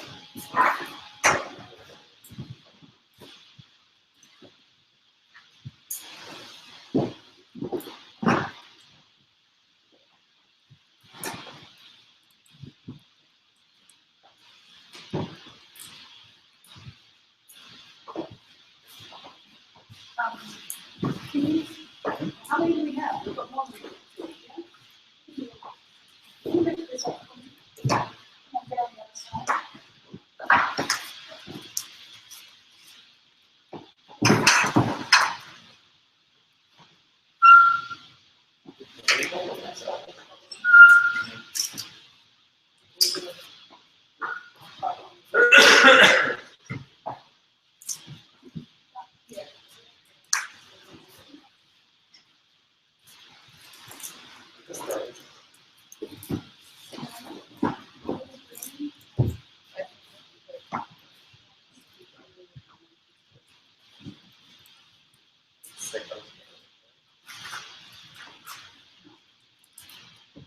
see what why.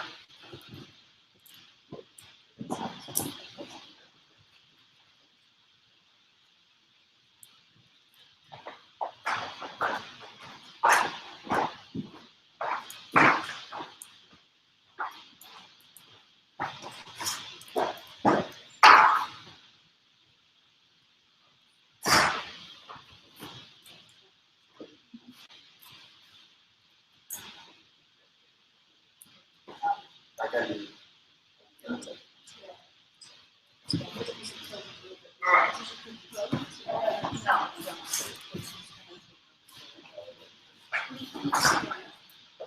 Does anybody put up Christmas decorations? Oh. Yeah. Does anybody know that it's bird migration season? What's the biggest killer of birds migrating? Windows. This is one little public experiment we're doing to try and initiate an experiment where we use Christmas decorations to put ribbons on windows at the moment to both take this conventional practice and turn it into something that's ecologically useful. So, as one small collective action with which to finish the class, we can We're doing all the same. we're putting in a pattern here. So you can put in a pattern like so, a little Christmas tree. So that they're facing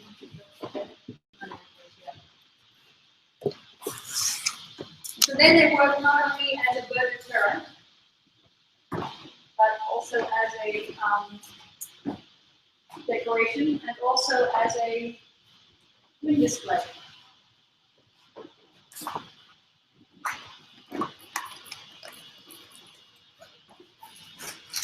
But, can you cut 3 more? There's two.